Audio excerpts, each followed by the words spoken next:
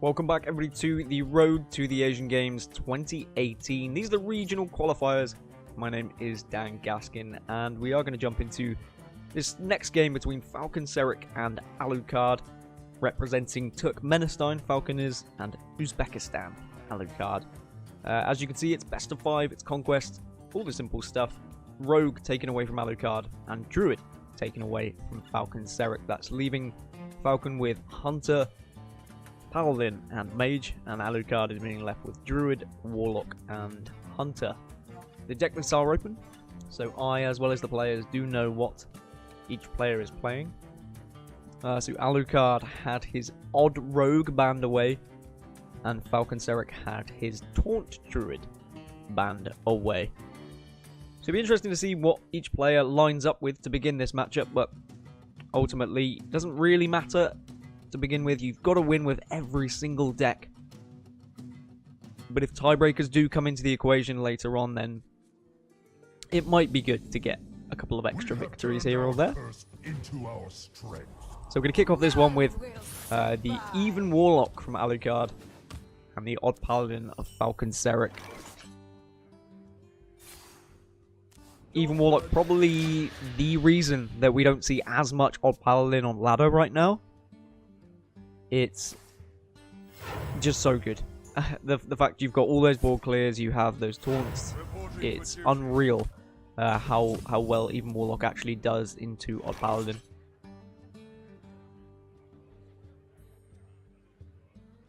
And although Alucard hasn't got all the tools that he would like early on, he does have the demon to begin with here. And that does mean that there's going to be a little bit of a wall that Falcon has to get through right from the get-go, but thankfully to Blessing of Might he will be able to, and just push a little bit of pressure. But you're constantly worried about Defile when you are the Paladin, and you do need to play around that, but it is difficult to play around. With Hellfire now on hand as well for Alucard, he's in a good spot. Champions Maul, probably the second best. Maybe third. In this scenario, it's probably good to just get minions on the board. Try and encourage a board clear from your opponent, because if they do use something like a Defile or a Hellfire on a minuscule board like this, then you're going to get the benefits. And you're going to reap the benefits later when they don't have a board clear for one of your more intimidating boards. Falcon is going to take this chance just to remove this Drake off the board with the Owl. Continue to push a little bit of damage, but the closer he ticks him down to 15, that Hooked Reaver then becomes available. And Alucard is saying, well, this is now too threatening, and with the Spellstone also in hand, it was the right time to pull the trigger on the Hellfire. You don't really want to be leaving any Silverhand recruits on the board going into turn 5 for your opponent.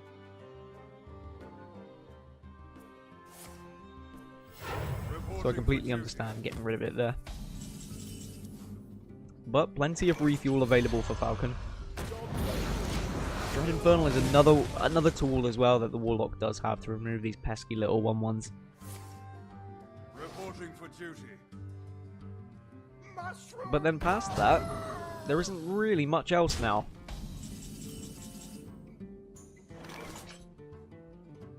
Perhaps you're just putting a Hooked Reaver down to try and soak up a little bit of pressure. You could also put a Sun Fury Protector down to go double taunt here, and it looks like that is what Alucard is going to do. And everything becomes increasingly difficult now from this point for the Paladin. But with level up in hand, it does mean that he can get some buffs onto these Silverhand recruits. 2 of them are going to become 5/5s, and the other 2 3/3s, but it means he can push 5 damage. And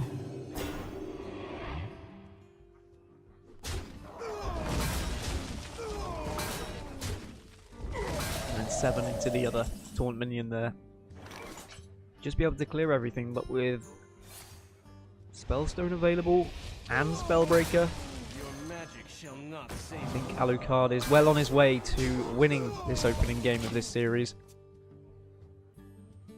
Vine Cleaver is a fantastic comeback mechanism, though. It does mean that he can just continue to go face, continue to pressurize his opponent, and hope that there are no more answers. But Lich King being in hand probably will change that. And now Defile as well if you need it. A little bit later on just to clear off a board. There is always the debate of, do I clear off the Silverhand Recruit or do I not? And the answer is usually yes, because of things like level up. He has already seen one. Obliterate probably not going to come in handy, but I don't think Alucard will really be will really care at this point. He is well and truly in the driving seat. It's going to be so difficult for Alucard to just get through this 8-8.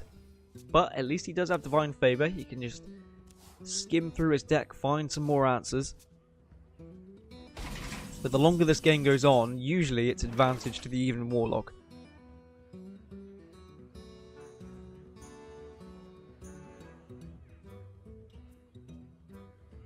As I said, I don't think the Obliterate is going to be used here, but maybe just something simple. Twilight Drake.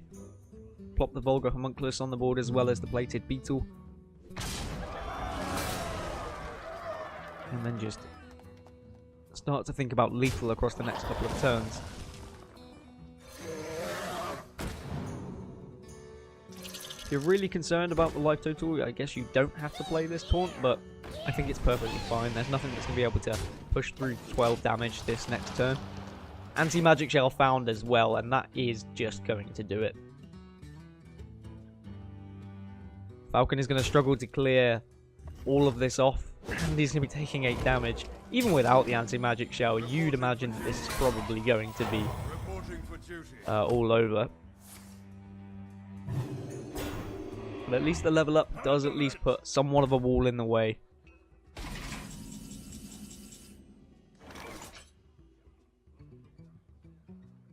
Fortunately, you can't Dread Infernal then anti-magic shell, so imagine you Greymon first. Well, you might be able to just use Obliterate for lethal here. Yes, you can. Trade 3 of the 4 attack minions into the others, then use Obliterate, and then use the remaining 2 6 attack minions to go face. And I imagine Alucard has probably spotted that. Yes, he has. So he's going to go 1-0 up here with Even Lock in a very favoured matchup. The way we expected this matchup to go. There is times where the odd Paladin can just run away with it from the get-go, but this wasn't the case for Falcon, as there was too many board clears available for Alucard. Hellfire was there. He had the Hooked Reaver as well, just to chuck onto the board after a few turns. And there were Defiles, just in case. But a good start to the series, as now Alucard doesn't have to play his Warlock. He now moves across to either his Druid or his Hunter. His Druid being a token-based Druid, and the Hunter is the mid-Hunter. For Falcon, of course, he still has his Odd Paladin to get a victory with, but he also has a Recruit Hunter available. He also has Big Spell Mage as well. It is a meta at the moment where it is heavily dependent on what you queue into, and certainly on ladder. I mean, Hearthstone kind of always has been. But certainly in this particular meta, ladder can be quite frustrating, as there are games you go into and you are so unfavored that you just feel like, oh, I wish I hadn't queued into this class. Of course, tournament play, very different. You can design your decks around just targeting one specific deck. Especially when it comes to Conquest. If you bring 3 decks that all do well against Odd Paladin, for example, and then you beat Odd Paladin 3 times or whatnot, then you're going to be very happy. Game 2, Falcon is going to move over to his Hunter, and Alucard now will be on his Druid. The Token Druid has both Wild Growths in hand, so that's pretty good.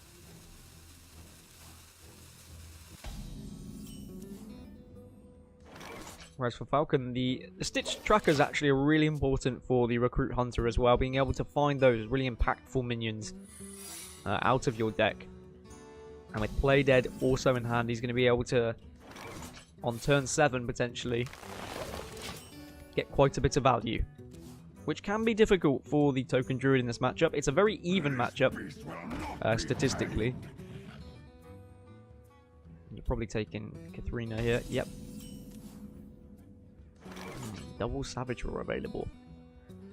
I mean, this is all well and good, but for a token deck, he's not really got any tokens on the board yet. Nothing to use those Savage Roars with. Could just Oaken Summons this turn if he wants to just get something, but Wild Growth is awfully tempting as well. And he is just going to take the 2 here and expect next turn to be using his hero power again, just to kill off this Stitch Tracker. Alucard will know that certainly early game, the Recruit Hunter doesn't have too much to offer, and in fact these Stitch Trackers usually are about all that usually come out.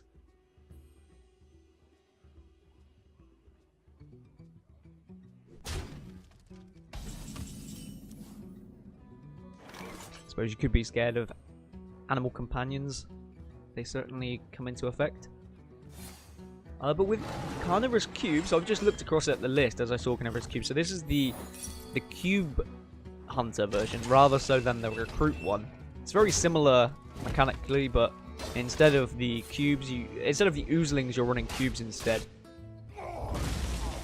This was actually the list I preferred and what I tried first when this deck first kind of came into the meta.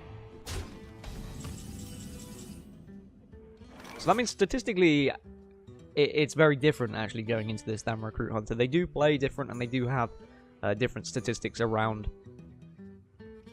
different playstyles and what decks you're actually facing. But ultimately, Alucard hasn't been able to get anything on the board. Pay attention, class. But now he can actually start to, with the Violet Teacher plus a swipe here. He can ensure that the Violet Teacher survives on board, and now he starts to actually finally put some minions down. But with Deathstalker Rexar available, which I imagine Falcon is going to be just dropping onto the board to clear everything. One thing you don't want to do is you don't want to allow the Token Druid to go wide. So if you are given opportunities like that, you're not going to pass them up. Naturalize as well. You're just going to have to play an Arcane Tyrant just as it is. That's a 4/4 for 5 mana. There was the option, of course, to just play nothing and wait and get value off of Spreading Plague plus the Tyrant later, but sometimes it is better just to put something on the board rather than nothing, as now tracking is going to be used to see what else can be found. Unfortunately, with tracking, it does mean, of course, that these cards are no longer going to be in the deck. So that means that Charged Devilsaur is not going to be able to be pulled. However, there is 2 of them in the deck, so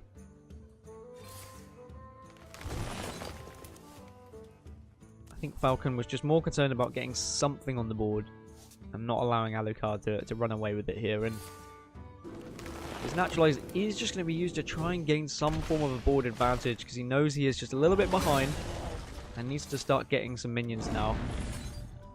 And especially when you've got double Savage Roar in hand and double Ultimate Infestation. Getting your card count down when you've got Ultimate Infestation is very important. There is a possibility next turn he still could play UI and not overdraw if he finds the second Tyrant. And there's that second Devilsaur as well. Which I believe it means the only... No, that means there's no more beasts left as far as I'm aware. Unless one of the... Unless one of the Taunt minions was found off of Stitch Tracker, potentially. And there is that Arcane Tyrant. Just meaning that you're not going to overdraw. So these Playdeads aren't that effective onto Katharina here. Yep, and Falcon's just found that out himself. No beasts left in the deck. And that's a big old whoops. And that's why I might question a little bit playing the tracking earlier. Wasn't necessary, really, to be using it. And great, okay, so he's cubing this, but you're just getting 6/6s out of it, which isn't the worst thing in the world, but when you consider you could have got like 3 Charged Devilsaurs, then yeah, feels bad. That's not really... It's not really gone too well for Falcon.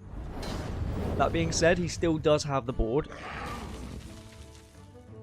And he has stopped Alucard from kind of going too wide here, but using the spreading blade and one Violet Teacher just to protect his board.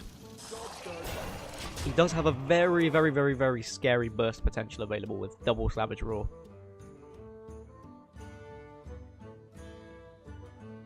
Just 29-30, I think, from hand next turn. And Branching Pass as well, so that's even more.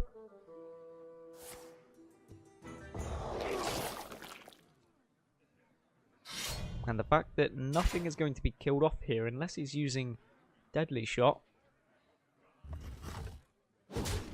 Wandering Monster might be able to put a little bit of a dent in the wall, but that's not there. So there's 8 available already. 22 available with double Savage Roar, so this is just game. As I imagine Alucard is probably just counting up now just to double check, but it's pretty much overkill with Branching Pass also there too. And that was the scary factor.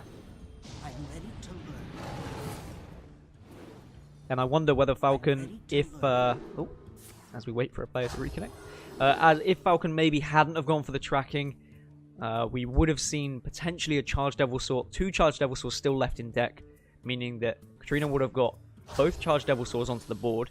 He then could have got the second one off of the Play Dead, been able to then cube one of them, been able to use Play Dead on that, and that's suddenly a different game when you've got 4 or 5 7/7s with charge on the board. Maybe one to watch back for Falcon.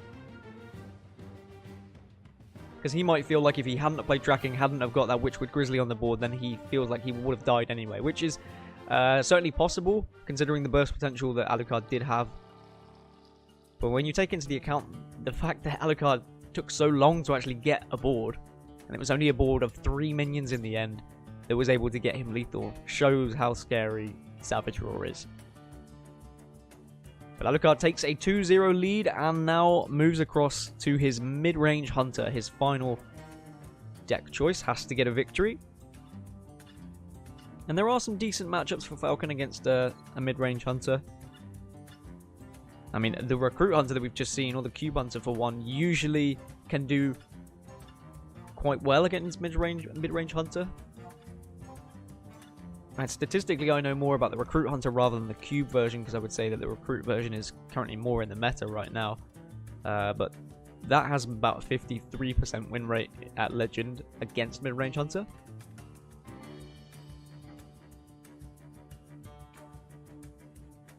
But I suppose the Cube version is a little bit more scary against control decks rather so than aggressive ones.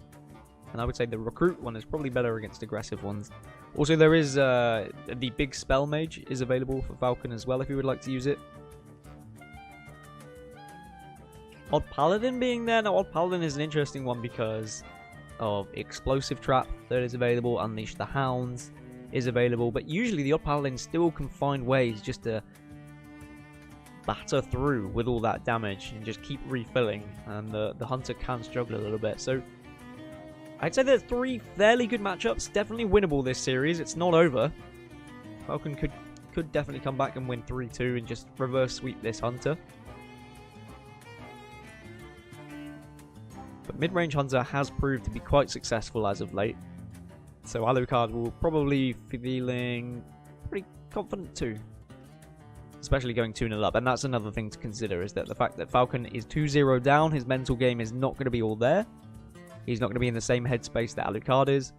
And sometimes that can call to misplays. And if Falcon is just still thinking about that last game and thinking about using that Play Dead, even though it did nothing, so he kind of was testing himself. He hadn't really tracked his card successfully.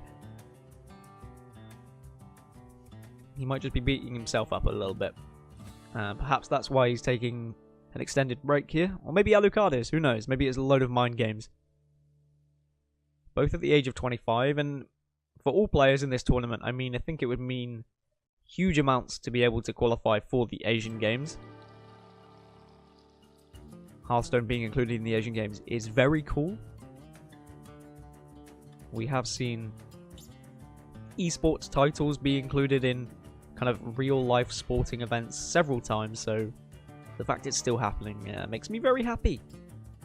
And representing your country or your pride, your joy is certainly something that not even just esports players, but sports players as well certainly get very emotional about, and it is a very proud moment for anyone in their career. So I imagine it would be for esports players as well. Actually, I know it is. I have met people who have played for their countries in various different tournaments. Alright, Big Spell Mage is the choice then against this mid-range hunter. Typically, Big Spell Mage does do well against mid-hunter, mainly because you think about all the board clears that are available and then all the extra life gain or armor gain if you're talking about the Arcane Artificer. Then the hunter just runs out of damage to be able to push through the Big Spell Mage, really. And having some early game here from Falcon, the fact he's got the Raven Familiar to be able to plop onto the board, draw a spell, and he's got the Stonehill Defender to follow up. Dragon's Fury is there as a panic button. Skulking Geist is only going to get rid of these trackings. But that's good in itself, because tracking does allow sometimes for the hunter to actually search for lethal potential with, like, looking for a second kill command or something like that. But just from deck hands, just from the hands now of these both of these players, I would say that Falcon has a considerable lead. But with Spellstone now being drawn, one secret still there for Alucard.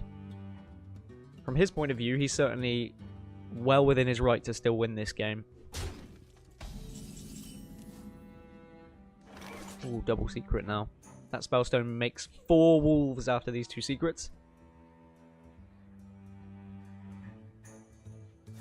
But tracking being used now. He knows that tracking could disappear. Open deck lists, he knows Geist is there, but it wouldn't be disappearing next turn.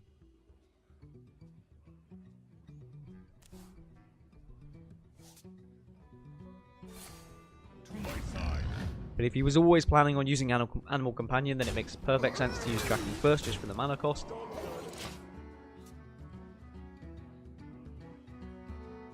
But these are the tricky turns for the mage, because you have to accept that you are probably going to soak up a little bit of damage. You don't really want to be coining out Dragon's Fury. But okay, Falcon is going to. As I said, you don't really want to, but at the same time, you're saying, well, when is my opponent going to have more than 8 damage on the board? Well, a Spellstone next turn is going to probably put more than 8 damage on the board.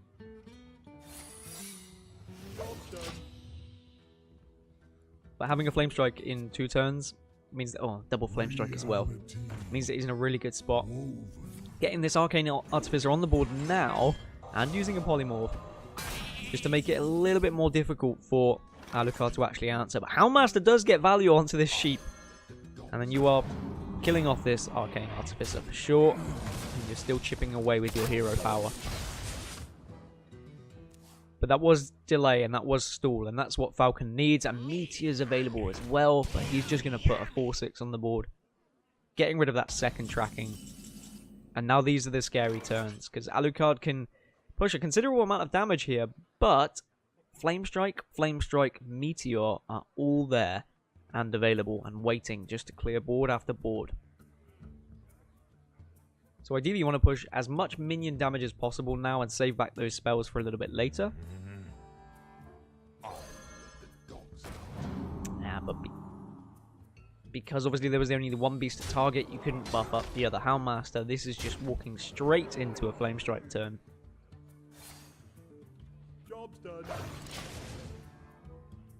I kind of liked keeping back the kill command and weaving in a hero power and trying to weave in a hero power every turn. You're probably going to be drawing a beast at some point to be able to activate it, and there is Unleash the Hounds that would have allowed activation. Of course, the Spellstone does allow activation, but I would also like to be using a hero power here as well. But Alucard is going wide. And Flame Strike number 2 is going to be really juicy here.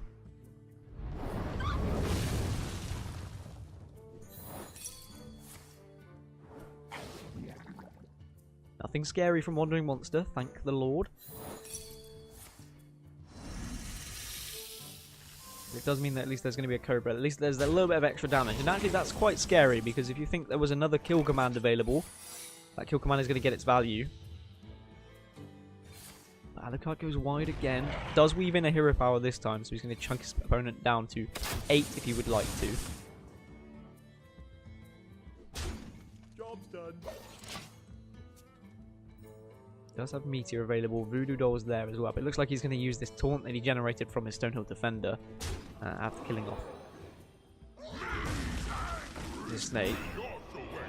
And a furious Etin arrives on the board. Now all Alucard would need is some sort of silence. But looking through his deck, he doesn't actually have any.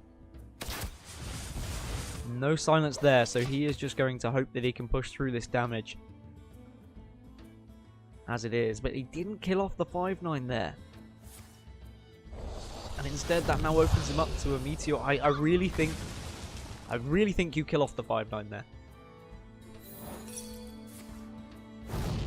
Oh, but Falcon going down to just 4 now is a massive risk. You didn't really need to attack there, to be honest. But an Eagle Horn Bow is a whiff.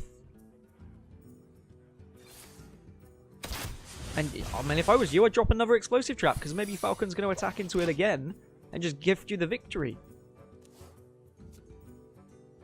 But with Frostlynch Jaina off the top, oh, wow.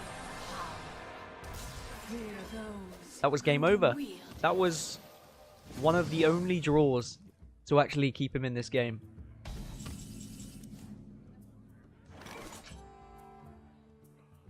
In fact, maybe the only draw. I guess the only alternative, the Arcane Keysmith, could have been drawn. Nope, that wouldn't have even helped either. There isn't a secret that would have been able to stop the 2 damage. So the 1 card, and a questionable game played, I'd say, from both sides, I think. The 2 major mistakes, not attacking into the hero and proccing that Explosive Trap, and not killing off the Etin, not killing off that 5/9. And allowing himself just to be meteored. But I guess if he had killed off the Etin, then the Etin wouldn't have attacked face and wouldn't have procced the Explosive Trap and wouldn't give him the possibility for lethal next turn. So there is reasoning, I guess, on his side for not attacking. But I would be under the assumption that my player wasn't going to attack into that secret anyway. There was no reason for it to happen.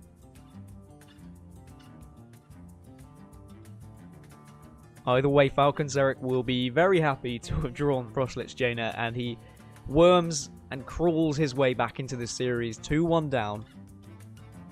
And has to use his Paladin, his Odd Paladin, or the Recruit Hunter to try and take down this mid-range Hunter. And he is going to go Hunter on Hunter.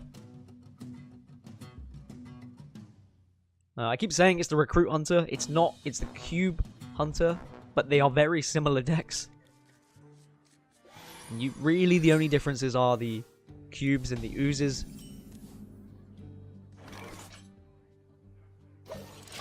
The Cube Hunter typically doing a little bit better in the control matchups, but I would say Recruit Hunter can do better in the aggro ones.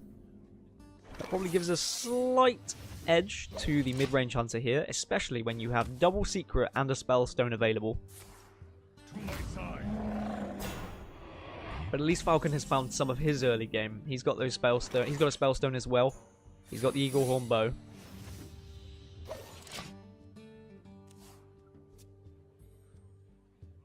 Flanking Strike's a good pickup too. The Brotherhood shall prevail. Oh yeah, Edwin. Shame it's not a 10-10 Edwin. At least with this double secret now, Alucard can trade off and get rid of this Misha.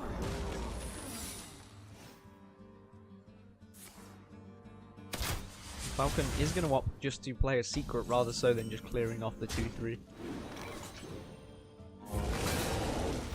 And here come the wolves. Job's done. Falcon can reply with some wolves of his own, or he can use a flanking strike or the Eagle Horn Bow if he would like. Another freezing trap was available. So you can Freezing Trap and Eagle Horn Bow if you really want to be buffing up your Spellstone. But I think I prefer this. I think I prefer just putting 3 of them on the board anyway.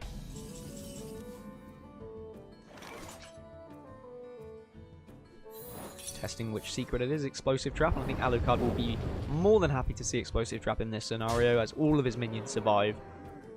And he can get insane value if he wants trading here. +3 health also keeps one of them alive, so that's always a bonus. So probably Eagle Horn Bow, take down 2 of them with your 3-1s. Your face, and then the 3-4 is going to be attacking into your opponent's face.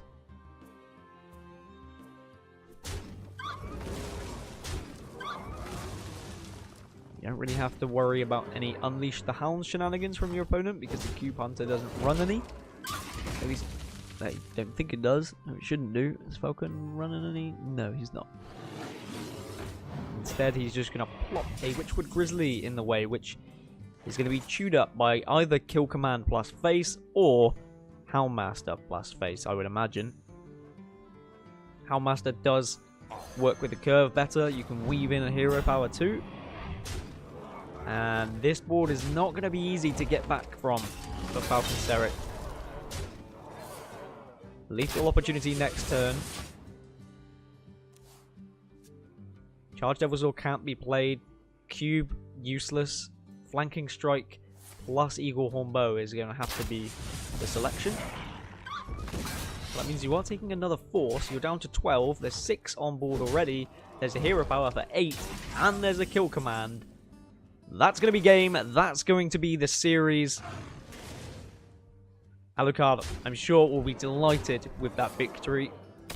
A series I feel like both players should probably go back and watch. Whilst my analytical expertise isn't of the highest level, I could certainly see some plays that could have been considered A, for either a little bit longer, or B, just changed completely. Both players playing very quickly, but all that matters is that victory. Alucard gets it. The man from Uzbekistan will be extremely delighted. Congratulations to him.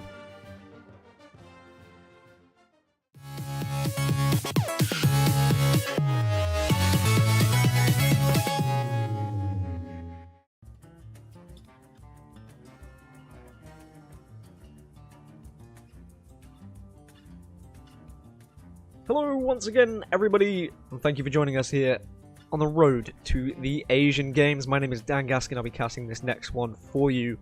We're in the group of West Asia, and it's going to be Dr. Great versus King Slayer. Dr. Great, one of our older players in the competition, and both shamans are being banned away, and that is for one reason and one reason only. They are both Shadowwalk shamans. And the reason why they're being banned away is this is going to be a control slobber knocker. King Slayer is running the Q block, he's running the Taunt Druid, and he's running the Big Spell Mage. Dr. Great also running Taunt Druid, also running Big Spell Mage, but then he is running the Quest Warrior. So an absolute control match that we have no aggro in sight. Buckle in and get ready for the ride. This might be a bumpy one, but I'm sure as hell expecting it to be a very exciting one. Just looking through the deck list, trying to see who has the advantage, who's more likely to win each matchup, and really, the deck lists are quite similar. I mean, the main difference we have to look at, of course, is Quest Warrior rather so than Q Block. And if you imagine that we had Mirror, Mirror, and then it all came down to Quest versus Q Block. Quest Warrior doesn't do particularly well against Q Block, although I have seen Quest Warrior win that here or there. So it's a really difficult one to call. For the Q Block side, it does have some good matchups elsewhere as well, although it can struggle against the Taunt Druid. Although I'd say it's pretty close. Maybe about a 45% on online statistics. Let's get ready. Let's start this one off. It is going to be a Control Mage Mirror, or Big Spell Mage Mirror, however way you want to say it. I could probably go through listing all the different ways you could say the control mage or big spell mage for the next 5 minutes, and we wouldn't miss that much. Because the early turns, although they are very important, they can be quite slow and methodical, and thinking about what you're kind of going to do over the next few turns. How are you going to approach it? Alternatively, some players do play the first 4 or 5 turns very quickly. They'll just end the turn, don't really care, just ping, ping, ping, ping, ping, ping, ping. And then the decent stuff starts to happen. Most importantly, in my opinion, you're not drawing cards. You're not playing your Raven Familiar, you're not playing your Acolyte of Pain. You're only playing them if you absolutely have to get rid of them and you don't want to get rid of any other cards. The major factor, Frostlich Jaina already being available for Dr. Great. What a name, by the way, Dr. Great. I mean, and I'm saying you're not playing Raven Familiar. You can play Raven Familiar, and you can hope that you don't draw a spell, or you can hope that the 2 damage that you've got on board is going to give you some form of advantage later, and maybe you can get 2 attacks in, and so then in theory it counteracts the fatigue that might come through from drawing the extra card. But you've got to remember that you can regain health from the elementals in this game, so that chip damage you're going to get from the Raven Familiars isn't going to matter, and I think Dr. Great has recognised that by not playing the Raven Familiars. Whereas Plated Beetle, you can play. That is a minion you definitely can put on the board. And potential for just a Doomsayer turn here, if I'm honest. There's not very many times Doomsayer actually gets its value, so Dr. Great is just going to plop that bad boy onto the board. And Kingslayer is just going to let everything die. Just keep it going. So, Dr. Great is the one who is drawing first. So he is the one who will get through fatigue first. So that's something to bear in mind as well. If we do get there. Looking at lists and seeing if there's any real differences that could change the outcome of this game. So, one Lich King is available for Kingslayer, but Lich King is not in the deck for Dr. Great. Witchwood Pipers are available for Dr. Great, but not in Kingslayer's deck. And now the Witchwood Piper is probably not going to be used as well. Because that's, again, more card draw. And you don't really want to be drawing through. But I say that, Kingslayer has played his Acolyte. He has just opened himself up to drawing more cards and given the fatigue plan back to Dr. Great. I think this is wrong. I think playing the Acolyte is wrong, personally. I think drawing through cards is not what you want to be doing. But maybe Kingslayer feels like his deck has more value. He feels like his Lich King can carry him through the game, for example. He does have the Plated Beetles, whereas Dr. Great doesn't have Plated Beetles. He has only the 1 Acolyte. They both only have 1 Acolyte. Dr. Great has 1 Arcane Keysmith, whereas Kingslayer does not. So there are the changes, or the differences. But now Dr. Great is ahead when it comes to fatigue. So I think he'll be very happy that Acolyte was played. But now he's saying, alright, well, if you are going to play your Acolyte, I'm going to play my Acolyte. Well, I guess the only other options were playing Raven Familiar. Oh, yeah, of course. With Doomsayer on the board, that was perfect. Sorry, I completely missed Doomsayer because I was looking at the deck list. That's really good. Getting rid of the Acolyte. You get it out of your hand and it dies without drawing a card. So Dr. Great, in my opinion, has a much better read on this matchup than Kingslayer does.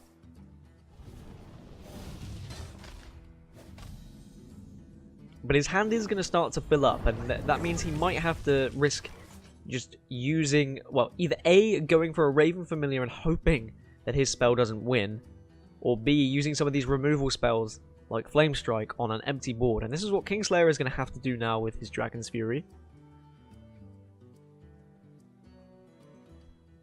Of course, if he plays Sindragosa or if he plays the Lich King, he is going to get overdrawn either way.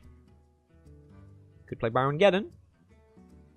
That's a threat to put on the board, but then you are giving your opponent the opportunity to remove and making it easy for them to empty out their hand. And Kingslayer can make the read Why are you playing Arcane Artificer? Okay, so he's playing Arcane Artificer now with the hope that next turn he'll be able to play the Lich King and get that on the board and get that rolling. If you put a minion on the board, you give your opponent a chance to actually use their removal cards. And Kingslayer should recognise that Dr. Great threw down an Acolyte of Pain just to a Doomsayer, just to get out of his deck, so he probably doesn't have much in his hand that he can actually get rid of. But Dr. Great, I don't think, has to have that same kind of worry. He could play Baron Geddon here if he would like. Alternatively, he could just Meteor this 1-2. Or he could just coin and pass. Or coin and... Sorry, he's on 8 mana. So coin and Frostlich Jaina, that's fine, that's my mistake. Don't ridicule me, I didn't see. Yeah, this is great for Dr. Great. That wasn't intended, but it's pretty. So that does mean now Lich King can come down for Kingslayer. And judging by his play last turn, that's exactly what he is wanting to do. Maybe he feels like Lich King can win him this game. But I'm going to bang on about it for the rest of this game. Not rest of the series, I'll forget about it afterwards. If Kingslayer loses, and it comes down to fatigue, then that Acolyte being on the board was not good. There were alternatives. He could have thrown down Dragon's Fury earlier on. He could have thrown down plenty of other cards. Instead, he decided to play the Acolyte and start drawing through. Death and Decay, not gonna do much. That's not the card he was looking for. These are not the cards you're looking for. Instead, he probably would have been hoping for a Death Grip to be reducing his opponent's deck size and maybe be pulling something significant like Dragoncaller Alana. Or Anti-Magic Shell maybe could have come in handy later on some of his minions, so then they couldn't be pinged off by his opponent and Water Elementals be found.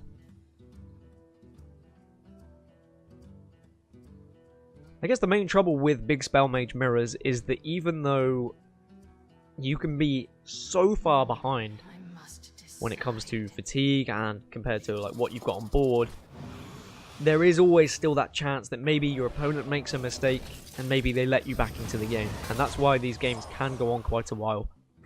And they are usually pretty fascinating, although some people would argue that they can be quite slow and tedious. It is very intricate, and it's very interesting to see how players make these minute decisions and what they feel is important, what cards they feel like they should be throwing away or shouldn't be throwing away. Whether they feel like they should be drawing cards or not drawing cards. Clearly we can see Kingslayer, who was keen on getting through some of his deck, getting closer to cards like Lich King. Whereas Dr. Great, he has 4 cards in hand right now that could potentially draw a card, and they're all just sat there.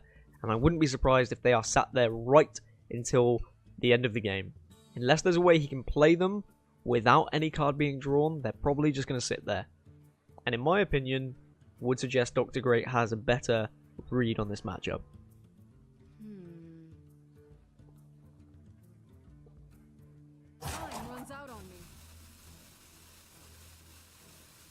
Kingslayer might be tempted to use Death and Decay here just to clear off this board. Instead, just going to play the Beetle, keep the Death and Decay back for later. I think that's probably sensible. I like having that card in my hand so that the opponent doesn't know what it is. So the opponent is always playing around the possibility of an Anti-Magic Shell, for example, coming out. A Death Coil, maybe, being a finishing blow to a minion, or later on when you have your Frostlich Jaina equipped, maybe that Death and Decay can... maybe that Death Coil could get a Water Elemental down to 1 HP and then be pinged off, so that might force a ping onto an own minion, for example. So just that element of mystery of what is it, what isn't it, can sometimes play in your favour against your opponent.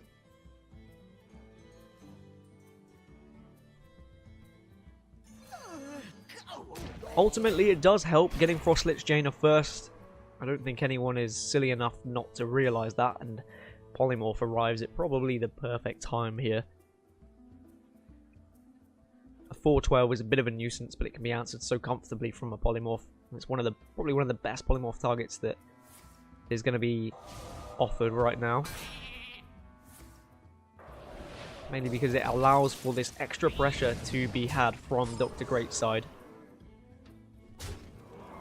And for Dr. Great, he's going to be wanting to force out as much removal as possible from Kingslayer. Get rid of those blizzards, get rid of those flame strikes, so that when Dragoncaller Alana comes along later, she can come onto the board with all of her dragons, and then suddenly Kingslayer is struggling to deal with them.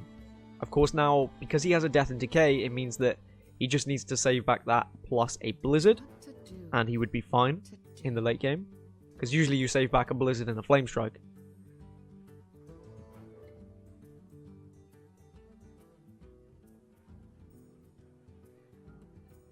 It's how scared Kingslayer is, really, of just this constant barrage of damage that's coming through at the moment from Dr. Great. Like, you could play very, very defensively, and you could Meteor and Death and Decay. I don't like it, but you can do it.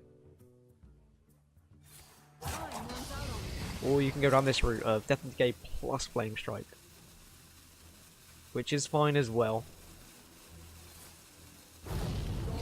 You could have, if you had wanted to, you could have just Flame Striked. Yes, okay, you take 6 more damage, but then you could have played Baron Geddon, and it could have cleared off the board on the next turn.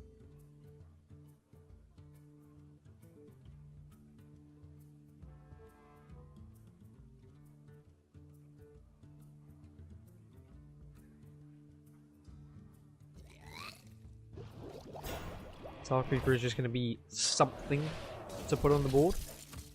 Dr. Great has more freedom to just put things on the board at this point. Whereas Kingslayer has to be a little bit more tactical with what and why he's putting on the board, because he doesn't want to offer up free water elementals. Frostlich Jaina in the bottom 11 of Kingslayer's deck. I have seen mirrors before where Frostlich Jaina is the final card, and that is always extremely painful to watch and be a part of.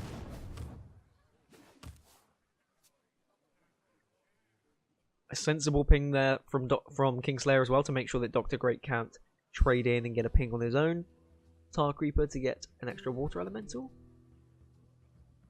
And really, it's a bit of a waiting game for Dr. Great. The Iranian man, Dr. Great from Iran, Kingslayer from the Syrian Arad Republic. Both these players representing their countries, hoping to qualify and get through to the Asian Games. I'm sure it would mean a huge amount for anyone to represent their country in any major tournament.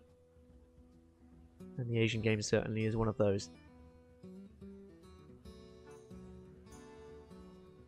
So there is an option now for Kingslayer. If he wanted to, he could play this Sintragosa, which then would, yes, okay, the 8/8 it dies, but you get those 2 legendary minions for free, and your opponent can't ping them off. It's not great, but it's a consideration that probably would be made.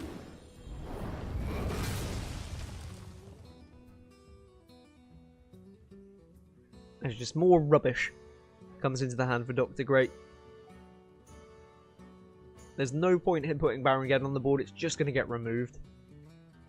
You're going to want to use Baron Geddon at a later time, either A, to regain health, or B, to try and find a little bit of extra burst damage for potential lethal when it gets to fatigue.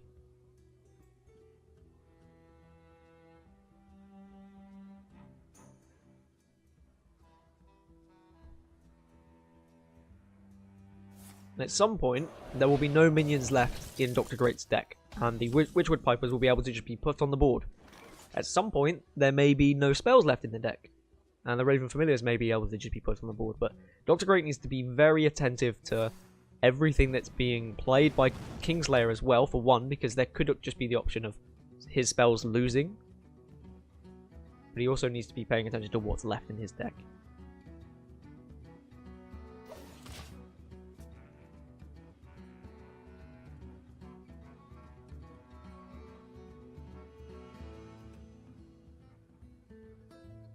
Probably just going to use a Dragon's Fury here just to nearly empty the hand a little bit. And after seeing that Blizzard, it looks like Dr. Great is now playing the Raven. No, okay, no, he was hovering over it. I was going to say, I don't think you do play it yet. You don't need to. You've got this extra bit of fatigue.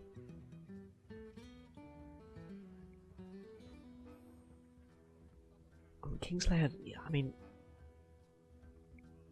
playing the Raven Familiar is just wrong. Playing a Blizzard is bad because you ideally want to keep them. If he draws another card from this, which he does, this is terrible for Kingslayer.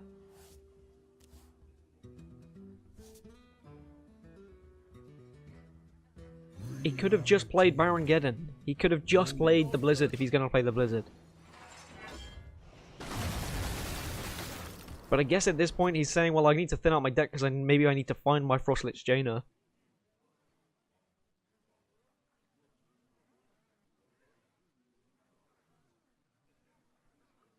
But Dr. Great is so far ahead. I would say the only saving grace for Kingslayer would have been maybe he could play Dragon Cooler Alana, and potentially, because Dr. Great's hand's been full of all these cards, that he doesn't have a Blizzard into Flamestrike or a Dragon's Fury or anything like that. There is potential that maybe Dragon's Fury could whiff, hit Polymorph. Maybe Kingslayer has to take that risk if he's going to win this game. I feel like he has to do something to win this game, and that something has to be a risk. He can't just be on the defensive and let this game go to fatigue because he just loses. His Lich King, his one real main difference in list has been and gone. Didn't give him anything significant.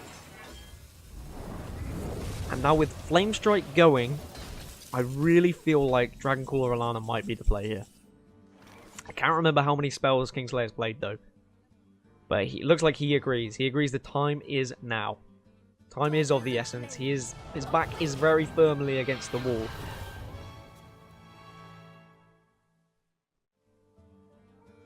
So there is just Dragon Fury that is available.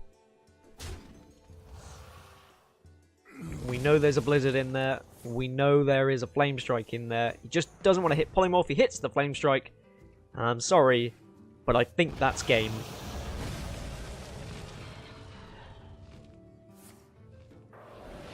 But the show must go on. And all the match must go on. Kingslayer probably will play this one out. Just in case Dr. Great makes some huge mistake. I don't know, maybe Dr. Great plays Sindragosa and both minions go back into hand and then he overdraws and doesn't get Dragon Cooler Alana and then suddenly Kingslayer feels like he has a chance. Maybe he gets a Deathwing from Sindragosa as Dr. Great, I don't think, really minds getting one card because he is that far ahead of Fatigue. It also very firmly now tells what is in Kingslayer's hand. Finally, Frostlich Jaina appears. Is it too late, though? Probably. I don't want to say definitely. Never use the D word. But if I was Kingslayer, I'd probably be thinking about match number 2 already. If I was Dr. Great, I'd be feeling on cloud 9. He's played this matchup fantastically. You can tell he's played it before, whereas I've got to say, I think Kingslayer needs a little bit more work. It is just... It all comes down to just drawing cards. Why did you play your Acolyte? And put yourself in a position where you are behind. Especially when Dr. Great was drawing cards first. He was technically behind on Fatigue from the get-go.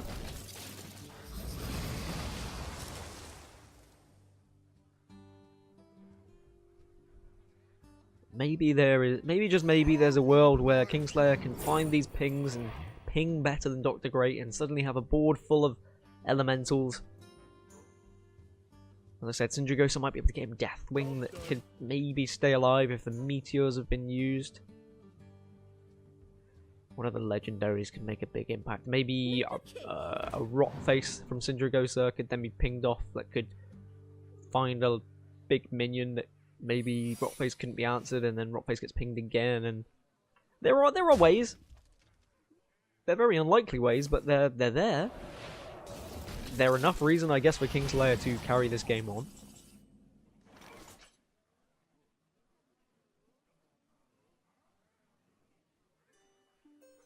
But the other matchups don't look amazing for Big Spell Mage if Kingslayer were to lose this one. Although they are winnable. Time melts away. Big Spell Mage does do particularly well in control matchups. can struggle against some of the faster matchups. We know it loses to stuff like Shudderwalk Shaman, and that's why Shudderwalk Shaman was banned away by both parties here. Also might struggle against the likes of Quest Warrior, which is a deck for Dr. Great. I think the Quest Warrior is actually favoured in that matchup ever so slightly, but I guess we don't really need to focus on that at the moment. Or maybe Kingslayer does win this game, and maybe he doesn't even have to worry about that being a potential matchup at any point.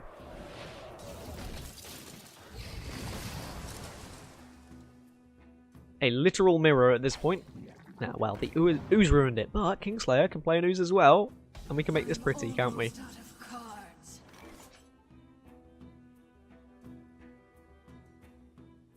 Boo. Ruining my fun. You can now trade in the 3-6. Oh, the 4... Yeah. Sorry, the 4-8, and then you get the ping. And Kingslayer's ahead.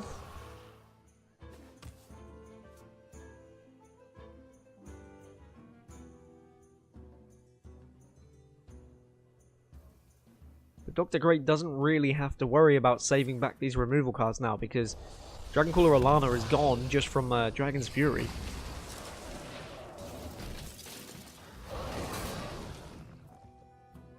Like Hearsay used to say, it's pure and simple. For Dr. Great, all he has to do is just answer whatever Kingslayer puts on the board. It's that simple. He has more resources, he has more removal, and he has advantage in fatigue. There's no Alexstrasza in either deck, so there's no way to kind of cheat health. Most importantly for Kingslayer, he just needs to keep back his own Blizzard and his own Flame Strike for when Dragoncaller Alana arrives on the other side.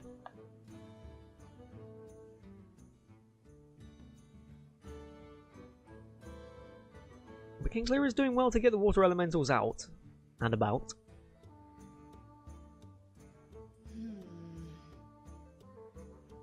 Dr. Great looking at what's the most comfortable way to start removing this board. Basically, every turn at this point is who can find a way to get a Water Elemental. Or who can manipulate the board so that they get a Water Elemental on their next turn and their opponent doesn't get one on their next turn. So to do that, maybe you could Meteor the 3-6, gets rid of 3-6 and a 3-3, ping the 3-3 Water Elemental, and then just leave that as a little bit of a ooh. Or you could Blizzard this turn, and then ping off one and guarantee yourself a Water Elemental, but then you're leaving a 3-1 body there that your opponent can also ping off. So it's not an easy turn, but Dr. Great feels like getting his own Water Elemental is important. And now Dr. Great, as I said, recognises when there is no more spells left in deck, so he can put a minion on the board.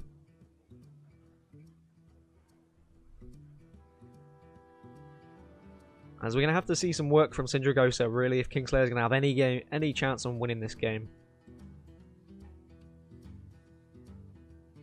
He can Meteor off this whole board, ping his own 3-1, get a healthy 3-6 and a 3-4 on board. And like, this is the thing, right? I would be more than happy if Kingslayer was playing this way, and I'd be like, alright, power to the man. He could win this game. But because he, I don't want to say through the game, but because he struggled in this game, because he played his Acolyte early on, he's put himself in this completely terrible position where his back is so far against the wall that it's through the wall. He's fallen out of the wall into the next room. The neighbours are asking him why he's there. And he said, well, it's because I played my Acolyte of Pain. Margaret, now make me a cup of tea. Meteor from the other side for Dr. Great can now be used, and now he has control of the board. And it's now on Neba, really. You play Sindragosa, just do something, Kingslayer. You will lose the game if you keep going down this route of just hoping that you can remove everything. You lose on fatigue.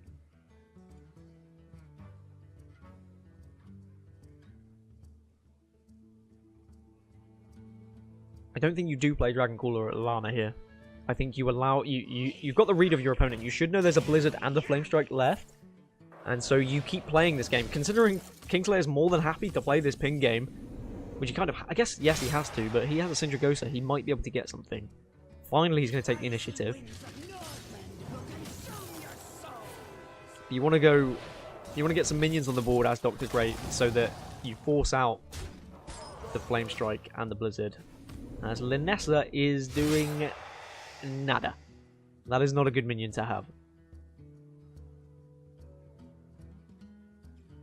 So Polymorph and Ping. You can also play a 3-3 here if you want, as well as Dr. Great. And yeah, okay, your opponent now can ping off and get his own another water elemental, but I don't think you really mind too much. I think Dr. Great will be more concerned about what the actual legendaries are that are going to be coming out here. But I think as soon as Kingslayer sees a Blizzard used, or a Flame Strike, well, as soon as he sees a Blizzard used, I think he is a go to use Dragon Caller Alana and just win the game.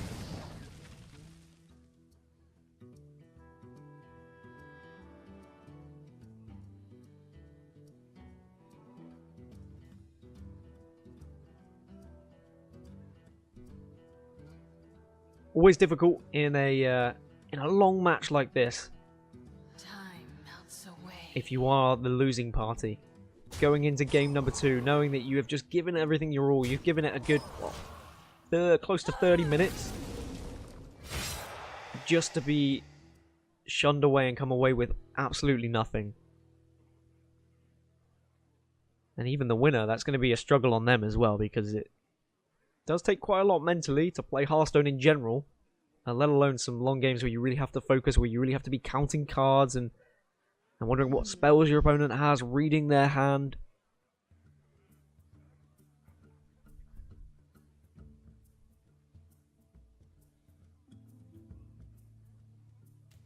Maybe this is a Baron Geddon turn. Baron Geddon ping off the 3-3. But he's going to get Sindragosa of his own. Puts an 8A on the board, and this is what I mean, it forces out some form of removal now, potentially. Again, Greyman is doing nothing. The face damage not really applicable at this point, I don't think. With Dr. Great only taking 2 damage. More so applicable on the other side for Kingslayer, because look how far he is. Look how far behind he is on fatigue.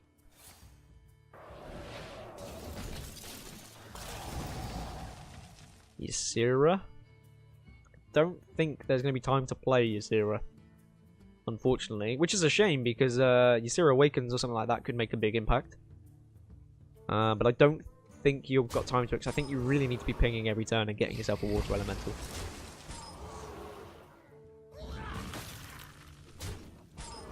The reason why I've got slightly frustrated with how Kingslayer has played in this game is mainly because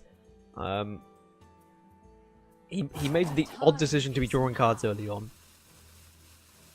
Which I guess if he hadn't have found Frostlit Chainer until ages, then maybe he could argue that that was the reason why. Then the second reason was when, even though he's behind and he lost his Dragon Caller Alana and he was losing in fatigue, he was still taking so long to play Sindragosa, who was probably his only out of finding something from there.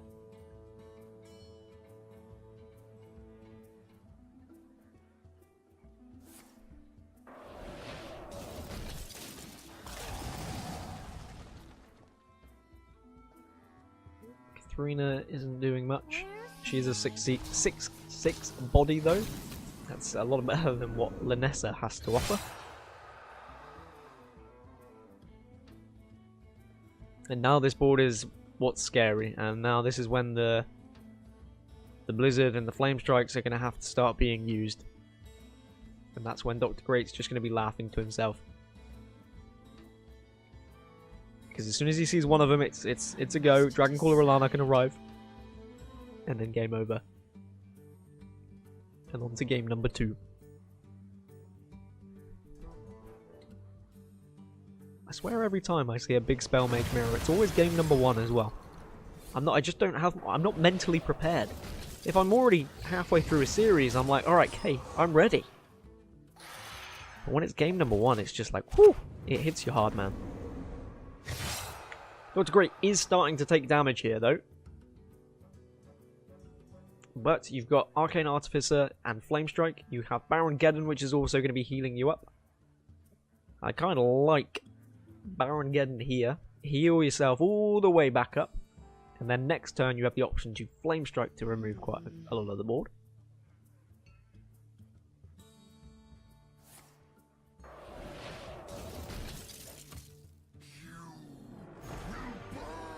And burn he will.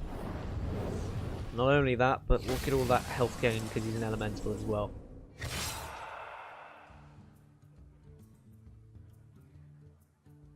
And because he's now comfortable at 30, we're probably going to see Flame Strike plus Ping used here to remove the entire board and have himself with 3 elementals. Dr. Great goes down to just 24 from that. He's only taking 4, so goes down to 20. Can afford, I think, to play Dragon Cooler Alana if he wanted to.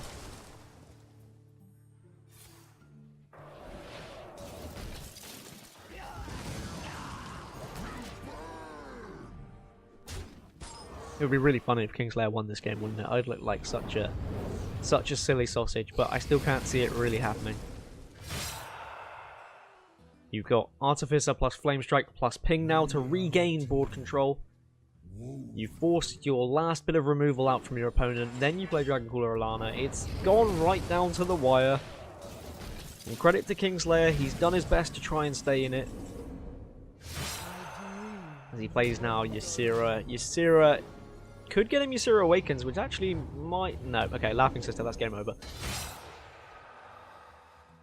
Now you Dragon Cooler Alana.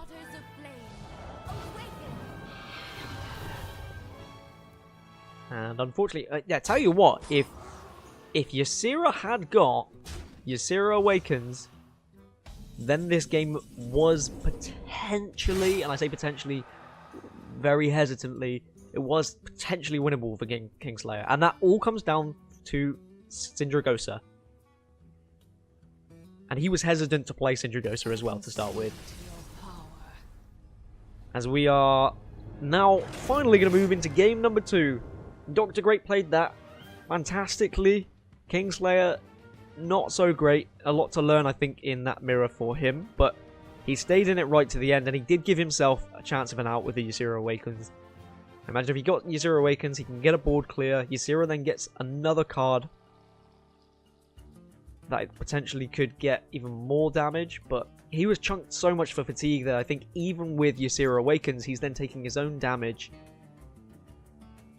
And I think he probably just dies to fatigue anyway. All down to playing that Acolyte of Pain and pinging it himself.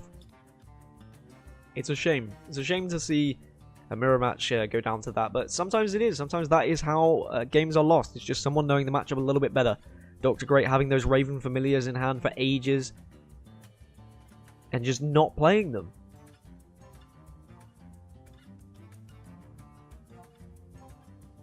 I mean, the same goes for the Witchwood Pipers that were also in his hand. Really good stuff from Dr. Great, and now he can forget Big Spell Mage. I think he's seen enough for today, and he can move on to something else. Although Kingslayer is going to try his hand again. Here we go. Right, slightly different this time for Kingslayer. He is allowed to draw cards. He can play his Acolyte of Pain. I'm not going to moan if he plays it. This is a really, really close matchup. It's hard. It could swing either way. Statistically, at Legend, I think it's around 52%, if I remember correctly, in favor of the Warrior.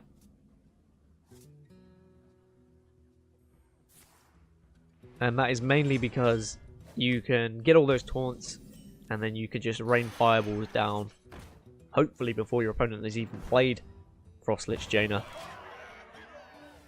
But now this time, yeah, Kingslayer knows he is more than welcome to be drawing these cards. And he wants to be drawing. He wants to, if he can get to Frostlich Jaina early, then this game is probably favourable for him.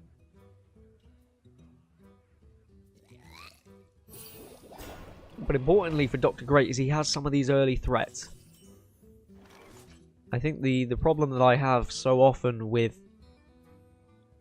Quest Warrior is they don't have, their taunts aren't that good, but you can see the Rotten Apple Bomb. I can't say that bloomin' card. I'm just going to call him Rotten Apple, that's easier. It's just a decent threat, a decent 4-5 minion on the board. They can do some damage and force some removal out. The Phantom arriving into the hand is really good. On turn 9, that can be 3 taunt minions all played. And how often do you see that? You see the turn 9 is when the quest is completed because of the Phantom. Not of the Opera. It's a different kind of Phantom. Doomsayer are going to be used here. And there isn't really an answer for Dr. Great to deal with it at the moment. He doesn't I guess he could use Warpath. I mean, actually, is there warrant to using Warpath? No, there's not, because you kill off one of your own minions, I guess. You could have played Acolyte and Warpath, but you kill off 2 of your own minions anyway. It's not worth it, but my only reasoning was when else are you going to really use Warpath?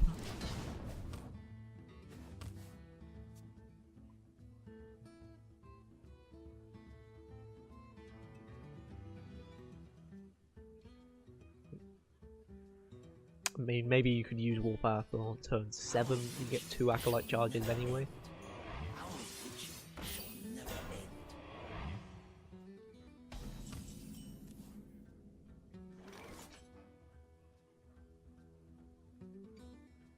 Kingslayer has all the tools. He's got Dragon's Fury, kind of just get rid of this board now comfortably. He knows that he definitely gets rid of it, even if he draws his worst card, which is Polymorph. He's got Meteors, he's got another Dragon's Fury, he's got the Voodoo Doll, has Blizzard. I know this deck is purely just made of removal anyway, but he's got all the tools. He just needs to find Frostlit Jaina, and then he's in a really great spot. Otherwise it gets a little bit worrying. If you allow your opponent to find all these taunts, and then start to push damage with the Die Insect hero power, because you don't really have that many minions to put in the way of it. Stonehill Defender does help.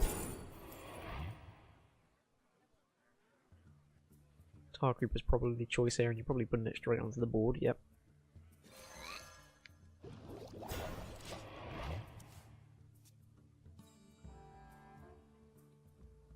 But these next few turns, Dr. Great is going to be able to complete this quest with the providing he finds one more taunt minion.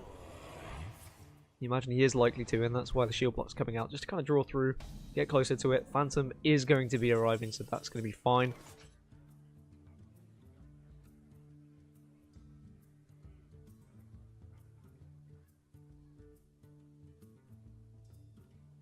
I think they're just going to remove this single target and pop a Doomsayer onto the board.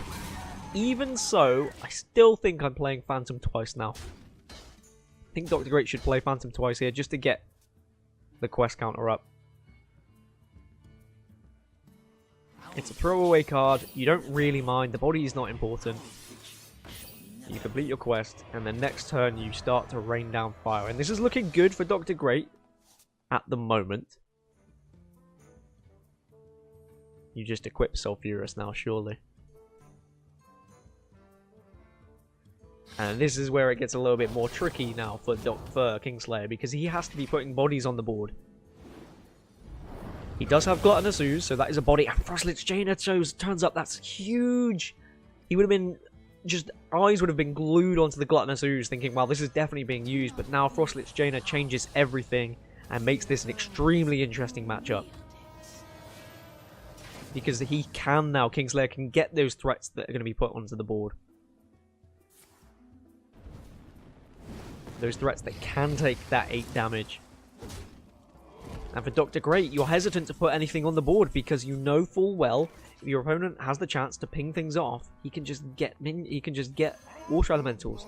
And with Sintragosa being available as well, that not only will have 2 minions on the board, with a 0-1 that could potentially take 8 damage, but also you can ping off that 0-1. You can get a 3-6. You want to clear out your hand a little bit first, though, because you want to be able to actually achieve those legendaries that are going to be thrown back at you. Reckless Flurry is not going to do much now. No armor in sight. I think he only has one shield block. No, he has 2 shield blocks. Okay, so 1 more shield block is available at some point. But that 0-9 is pretty annoying. It's going to be a brawl. That's a very, very weak brawl in the grand scheme of things. And of course, the 0-9 survives and takes the chunk as well. And that's a minion that can be pinged off. It's going... couldn't have gone better for Kingslayer. And now Sindrigosa goes wide. The icy winds of Northland will consume your soul. Warpath is there, but that early brawl was interesting.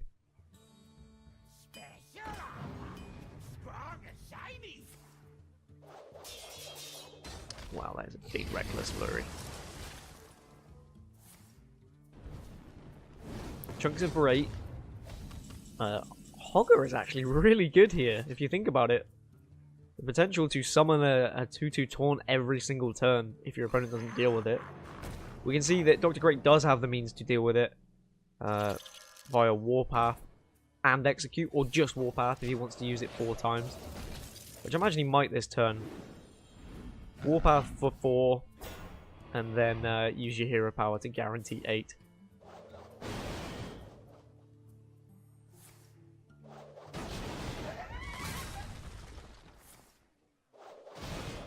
But if at any point Kingslayer can get a bit of a board, get some elementals on the go, start to heal up, he might be able to turn the corner here.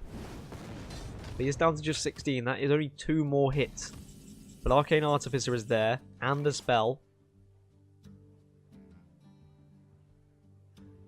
Pinging off his own Voodoo Doll, it looks like, just to get a minion on the board. Because really, Dr. Great probably shouldn't even be playing minions at this point. Not giving Kingslayer any kind of chance to get a minion. See now the power of the Darkfallen. And now with Warmind used... Warpath used, excuse me. Different game.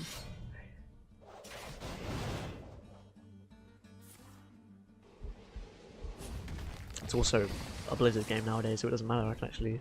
I'm allowed to say Warmind. Warpath being used, it does make everything a little bit more difficult.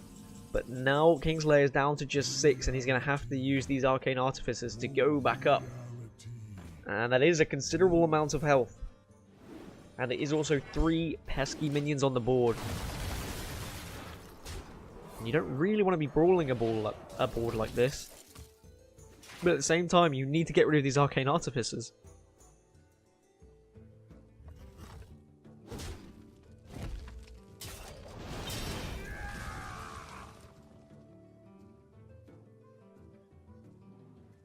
There was the option of playing Acolyte Pain first then, but again, that's just putting another minion on the board that can then potentially be pinged off, but it could have drawn him closer to a...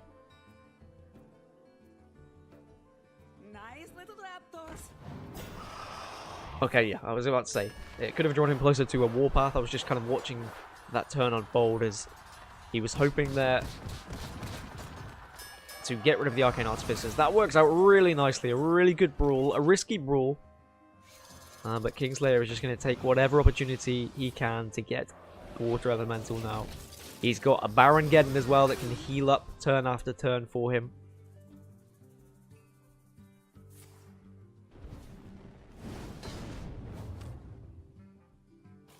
Takes Kingslayer down just to 8. But Flame Strike and Ping is going to deal with this. Put another elemental on the board, and this is what I was worried about. Kingslayer just getting plenty of water elementals that can start building up his life total. And just get him out of reach and go wide enough. Both brawls have gone. One Warpath has also disappeared as well. His Reckless Flurry is gone.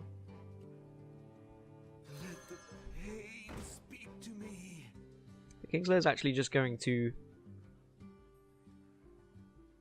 take his time here.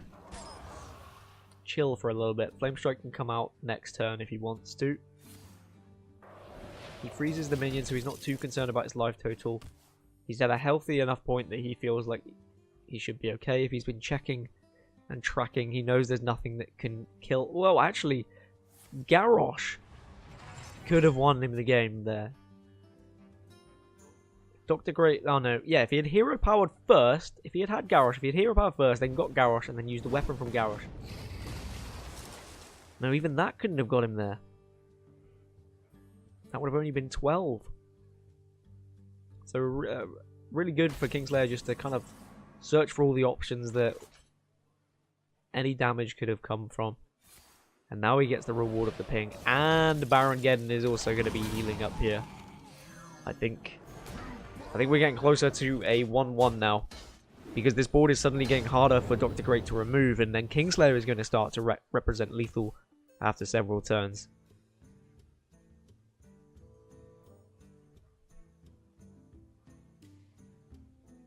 And it's these 1-1s that have been really frustrating for Dr. Great because he's used his Warpath and doesn't have one in hand. There's always the chance that this Fireball could hit the 1-1. At least it doesn't. Nice little raptors.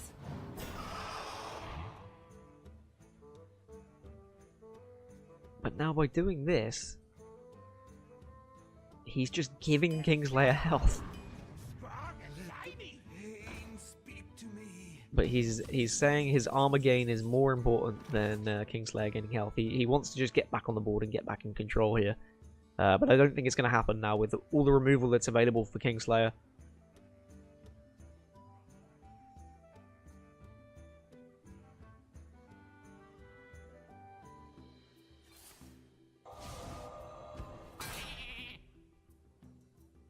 And Kingslayer with this play can start fatiguing Dr. Great as well. If he wasn't already ahead, he can go for plan B, of being even further ahead. And quite fittingly, after game 1, it was Kingslayer who was he was on the wrong end of fatigue, but now it's going to be Dr. Great. Kingslayer finding that Frostlet's Jaina, I think it was turn 9, it was right on the money.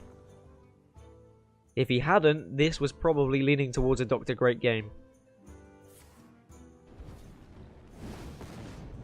And unfortunately, that Scourge Lord Garrosh cannot be played at any point unless it is just to find lethal with the weapon, because you don't want to be replacing that hero power.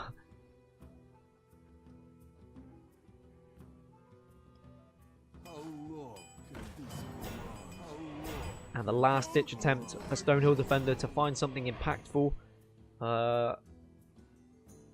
Okay, I guess an ordinary Direhorn is a minion.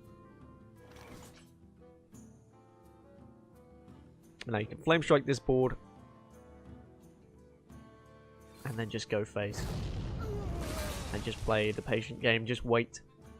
And tie this series up. And that means that Kingslayer won't have to play his big Spell Mage. I think he will be relieved considering after game 1 where it was the big Spell Mage mirror and he didn't really have the best of games, didn't seem to know the matchup particularly well, but this time he's got it perfectly. It did help that Frostlet's Jaina arrived on time, but I'm struggling to see a way back for Dr. Great.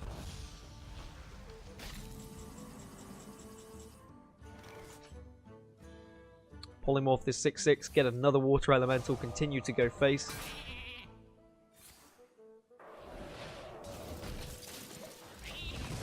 And the thing is, you don't even have the hope as the warrior that your hero power just goes face every time and then your opponent can't heal, because unfortunately for Dr. Great, his opponent can heal. And his opponent has been gaining the ability to get a minion every turn as well. Because Dr. Great is having to play his own minions just to survive. And that's allowing Kingslayer to be able to ping different things. It will mean that both players will be left with Taunt Druid. And Dr. Great, of course, will still have his Quest Warrior. Kingslayer will have his Q block as well.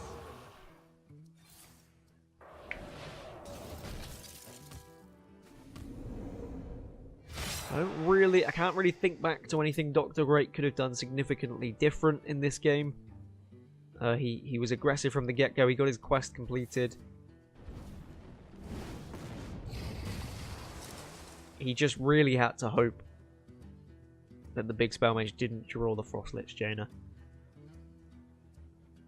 And now with him taking 3 damage next turn, the only way he survives is with a Cornered Sentry and Bloodrazor, or the Garrosh, but I think he knows he is absolutely dead across the next couple of turns. And the series goes to 1-1 then. Two difficult opening games for both players. Sometimes when your back is against the wall like that, you do what you can to stay alive as long as possible, but you know, and everyone else watching knows, that the inevitable is coming, but you just hope that your opponent makes that mistake. But usually they don't make the mistake.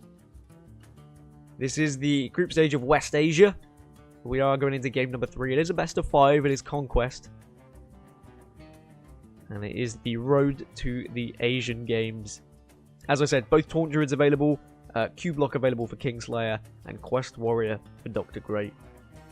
So we've got to look at where the advantages lie in these potential matches. Q-Block versus Taunt Druid. Taunt Druid typically will win that matchup.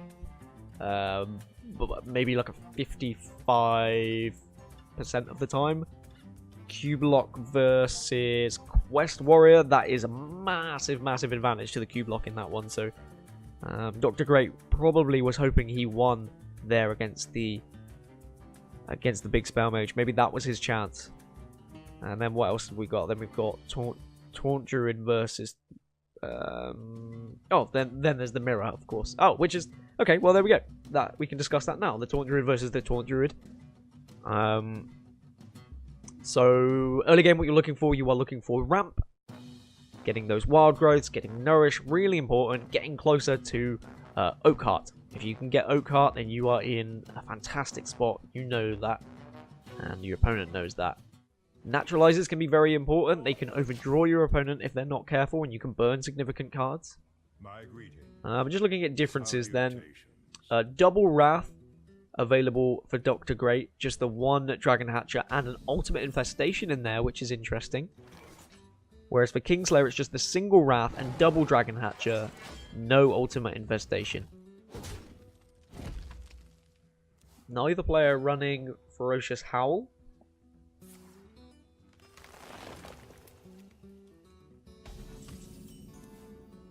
And the first ramp race point goes to Dr. Great. But there is a Nourish available for Kingslayer. And Kingslayer does have a Dragon Hatcher there as well. And less bad drawing the Dragon Hatcher for Kingslayer than it is for Dr. Great. Because if Dr. Great were to draw his Dragon Hatcher, his Oak Heart becomes considerably worse because there's only one Dragon Hatcher in the deck. Extremely important getting these Ironwood Golems out early as well. Not only are you getting the most out of the use of the cards, but you're also being able to thin out your deck to get closer to the important cards. It's a very nice tool, the recruit function. Lich King sometimes can be enough to win a game in this mirror. And I say that because usually the only way you can answer a Lich King is with a Naturalize. If you are using a Naturalize, you are then gifting your opponent cards to get them closer to other more impactful cards like Hadronox, like the cubes.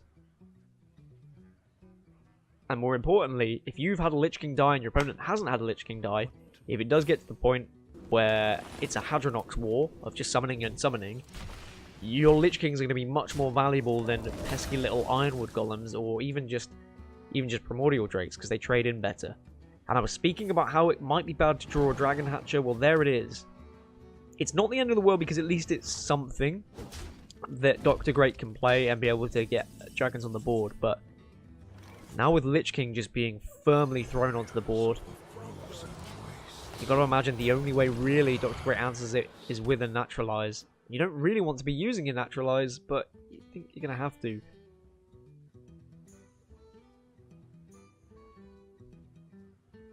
You're not going to be overdrawing, and importantly, I just saw it as well, the anti-magic shell coming out from Lich King. That is massive in this mirror. And Dr. Great is going to leave this Lich King up as well. Or is he? Or maybe he still plays the Naturalize. Nope, he's going to leave it up. Wow. That means another card is going to come out from the anti-magic, from the Lich King. It could be another anti-magic shell. Death Coil is still great as well because it's extra burst damage. And Dr. Great, the only way he can reply now is with a Dragon Hatcher. I still think that maybe it was right to naturalize the Lich King there. And Oakheart arrives. Oakheart can draw Hadronox because he's already got both Ironwood Golem, so it's definitely going to draw Hadronox. It will draw the second Dragon Hatcher as well, which will then draw a Primordial Drake. Kingslayer firmly in the driving seat. Kingslayer also running 2 Sleepy Dragons as well, might I add, whereas Dr. Great only running the 1. Certainly the list I'm familiar with, I only run 1 Sleepy Dragon. But, yeah, Dr. Great and Kingslayer both sacrificing that Ferocious Howl, which we sometimes see in Taunt Druid lists. The Kingslayer opting not to play his Oakheart, not to be drawing even further. Instead, just putting little pesky minions on the board.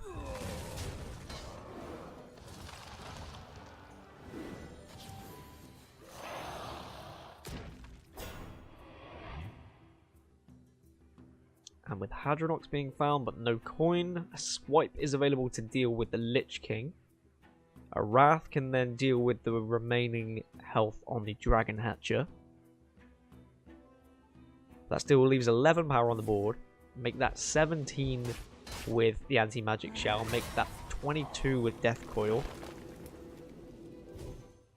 Make that 30 with Branching Paths.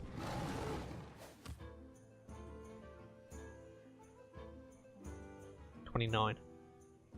I'm recounting just in case.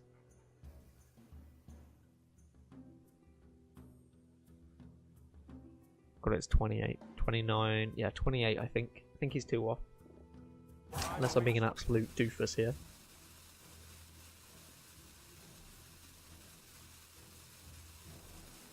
But I don't think Dr. Great's going to give him the chance anyway, recognising that there is a lot of damage that could come out. And he's just going to naturalise this. 1 card is going to be burnt, but I don't think it matters too much, unless it's Hadronox. But it's not. But I think even if Hadronox was burnt at this point, Master Oakheart is going to bring him onto the board. And now not that much has died. And there's no way to kill off Hadronox for Dr. Great because he was forced to use his Naturalize.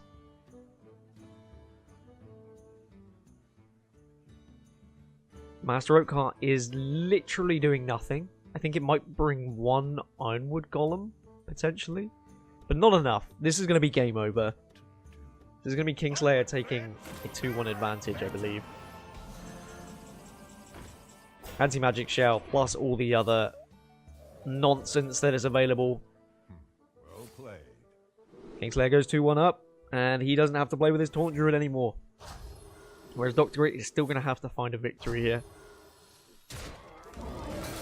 Should maybe Dr. Great have naturalized the Lich King? I guess in reality it's not really going to matter.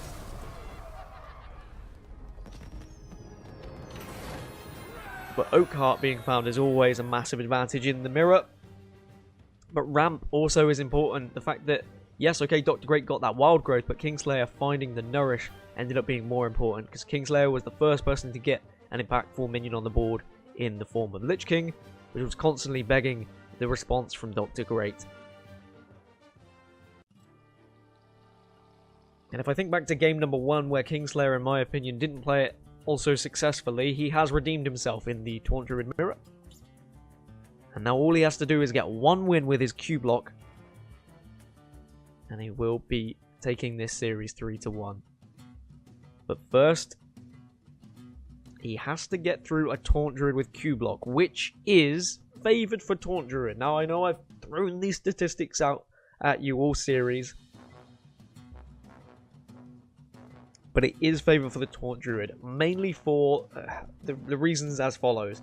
Refill, refill, refill. Hadronox, Hadronox, Hadronai. The Q block, yeah, it's great. You get the Void Lords.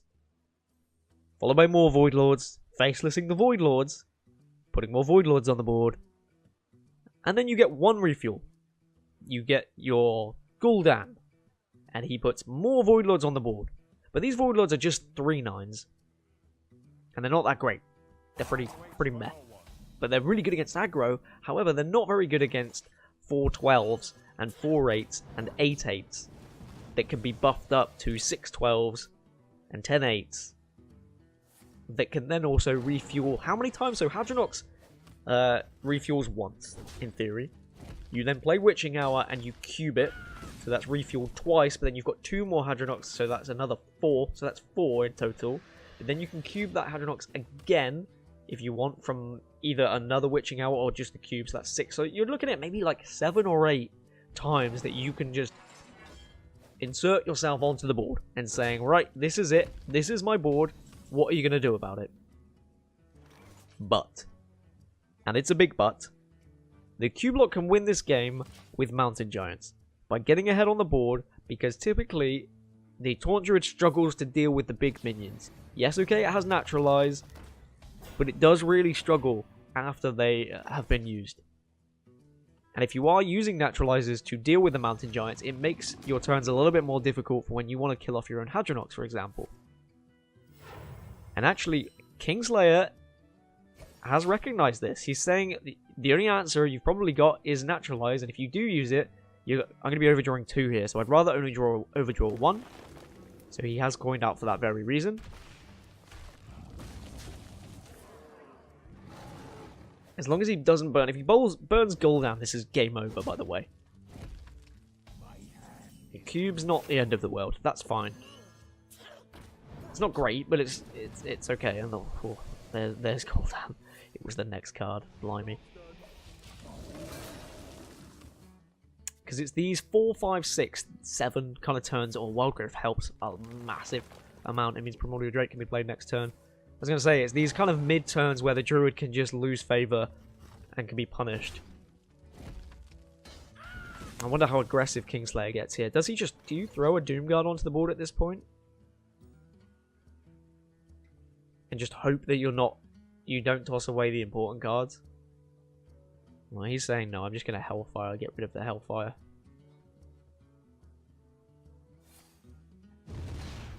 Yeah, I think Kingslayer is going to struggle now from this point.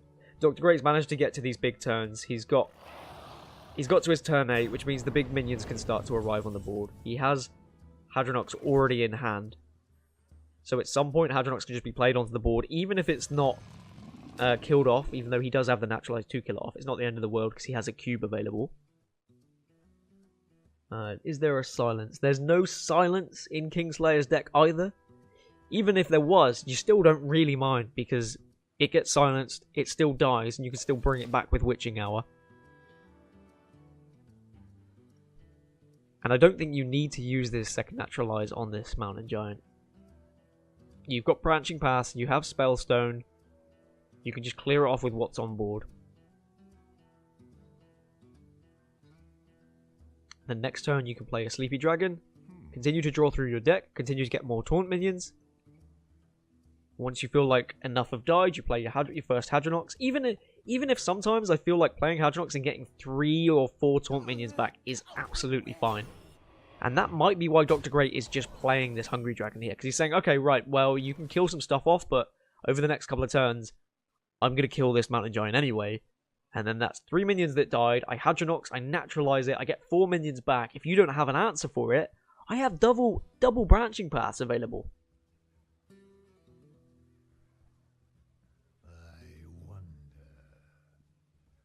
And we know the power of Savage Roar. Branching Paths essentially the same. Just 1 mana more and more versatile. But Kingslayer is going to do what he can to try and stay in this. Faceless Manipulator onto the 4/12. Okay, so protecting his Mountain Giant here. I like this play. Taking good initiative here.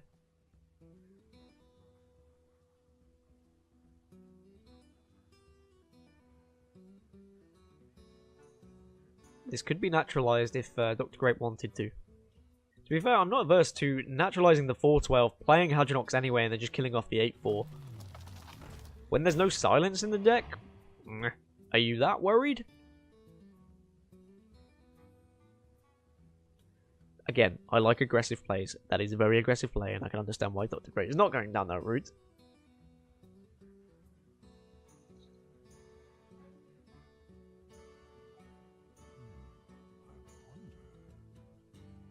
I wonder what his consideration is here. He's probably thinking, am I branching past for armor here to get some juice on this spellstone so I can kill off the 8-4 that way?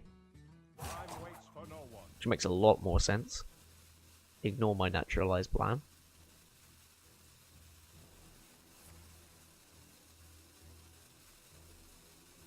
My aggression sometimes just takes over.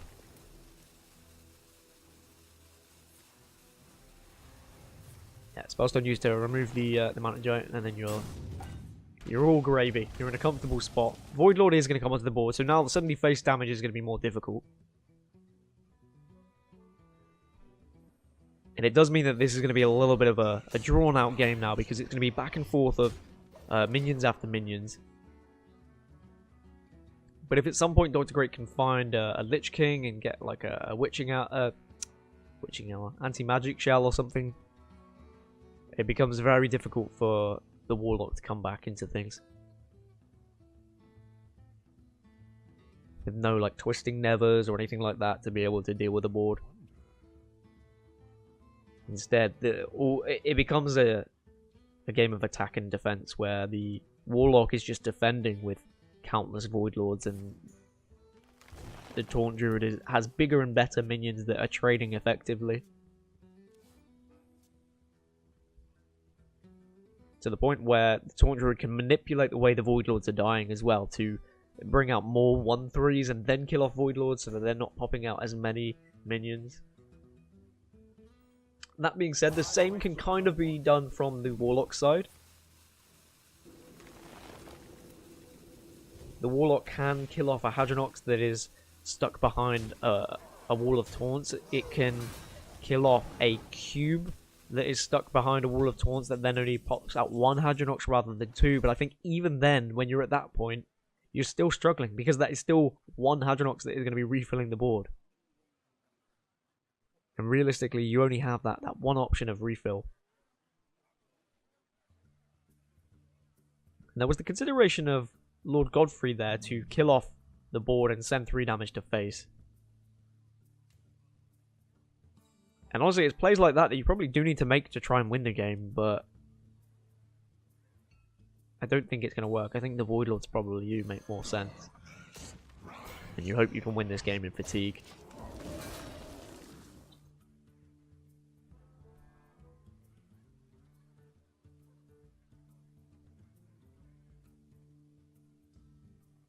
We are going to see our first Hadronox die, though. It also does mean that there's going to be some cards burnt for Kingslayer. And most importantly is the Gul'dan is available in his hand, so he's not going to be too worried about it. Losing it to File doesn't matter. Losing Umbra, okay, I guess that kind of hurts. Umbra, I didn't notice Umbra was in the list. I've just looked across now and I can see it in the corner of my eye. Umbra, I guess, is another form of refuel in theory, because you can Umbra then Cube, and that is putting out more Void Lords than you would usually be able to do without it. So now, if this wasn't already favoured for the Taunt Druid, it's now even more so favoured. And because of the naturalizers, Kingslayer is also behind on fatigue.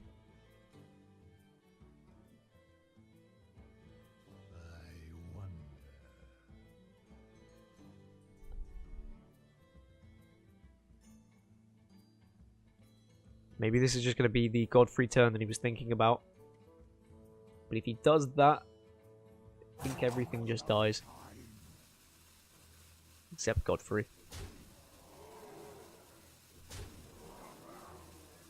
Yep. He's saying goodbye to his whole board, and then he's putting a Doomsayer afterwards. Okay, so this is clever.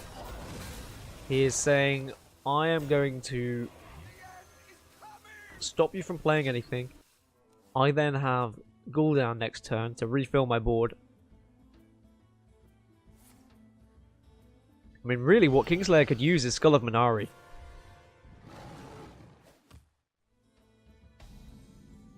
But Dr. Great taking the initiative and saying, right, yeah, you played your Doomsayer, but I'm just going to put this on the board. It's going to die. I then don't have to use anything to kill it off. It is technically one refuel used if you think about it, because you want to usually get a cube onto the first witching hour, but I don't think it matters too much.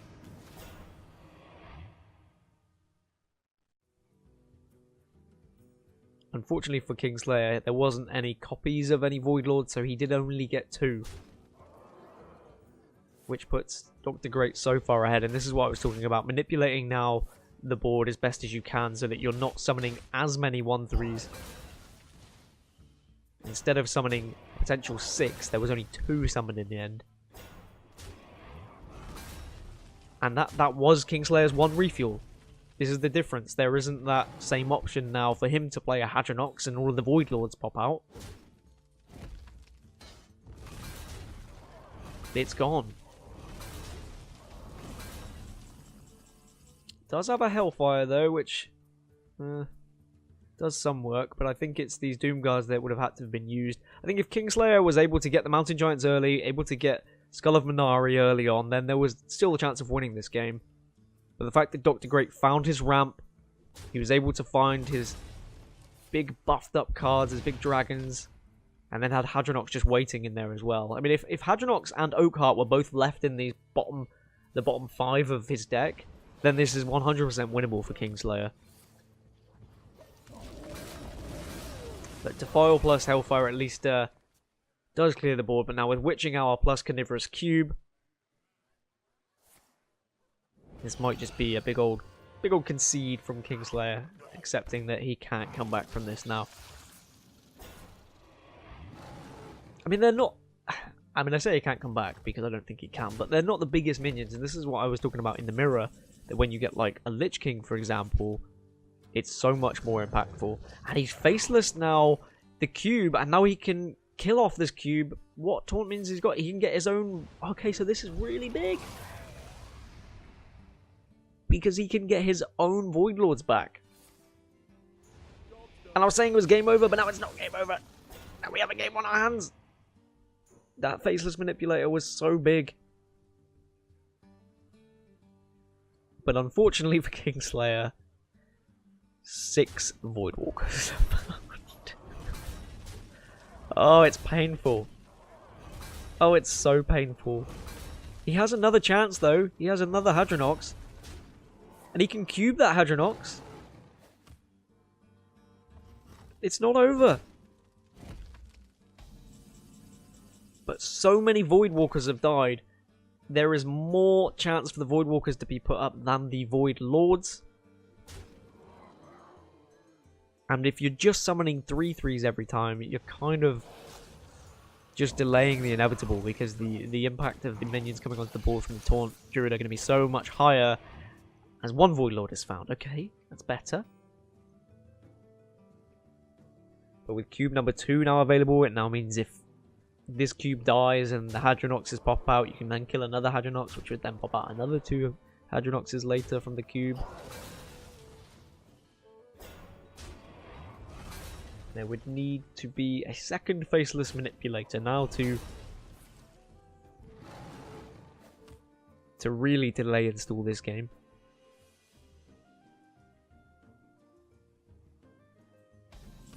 I'm gonna say it's little interactions like that. Oh, Skull and Minari, okay, that's nice. That's actually okay. This is. I keep having hope for Kingslayer. I shouldn't, because I still think this game is very over. But I keep having hope. But it is those little interactions, those little things that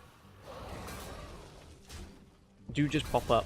Like the Faceless Manipulator, just getting out your own Hadronox when you are a Warlock. I like those kind of interactions. I like the way a game can just change and flip on its head. Not quite flipping on its head, because I still think it's extremely favoured for Dr. Great here, but at least it's given Kingslayer hope. And it's made this game very exciting. 2 more Hadronox are going to be popping out. Unfortunately for Kingslayer, though, no way to kill them off.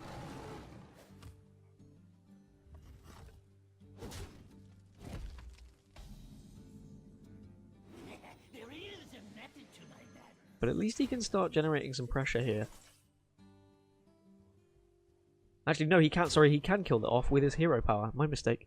So he can kill it off with the hero power here, get some Void Lords. Sorry, this series is now going on to being 1 hour and 20 minutes long. Excuse my misleadingness. Oh, he's not even going to do it anyway. Doesn't feel he needs to right now. He wants to push some face. We could finally see some face damage. No, I was wrong. Face damage. Push face. Do it. My hunger grows. I think it makes more sense. Probably just to kill one of them off. Yeah, okay. He is sensible. And Void Walkers. Yep. There has been so many Void Walkers now. The likelihood of Void Lords spawning is very, very low. I think, what, like 5 Void Lords and 21 Void Walkers or something stupid. And that cube right there is the reason why I think this is going to be extremely difficult for Kingslayer to get back into. But and I keep saying but, there is the factor that these minions aren't that great. They are all Ironwood Golems. Similar to the Void Walkers spawning, the Ironwood Golems aren't amazing. They're better than 1-3s though. But unfortunately, because the cubes have been used on the Hadronox, there isn't the chance to use them on the Doomguard and get any insane burst damage out of that.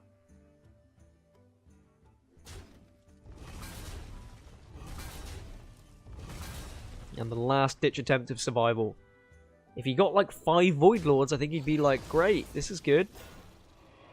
He got 2. Okay, the odds on that, that's pretty good. I think he'd be happy.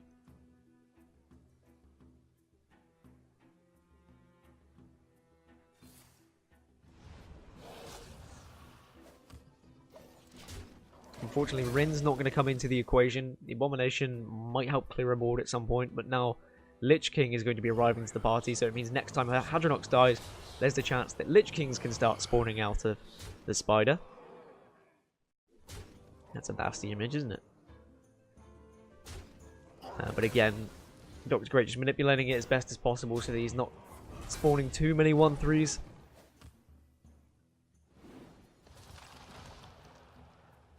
Obliterate might come in handy to just find that extra little bit of lethal later on. Can Stonehill Defender find anything that can keep him alive? I don't think it can. You have another Void Walker or another Stonehill Defender. Infinite value. Stonehill Defender, turn after turn, you'll survive. You can outfit it. No.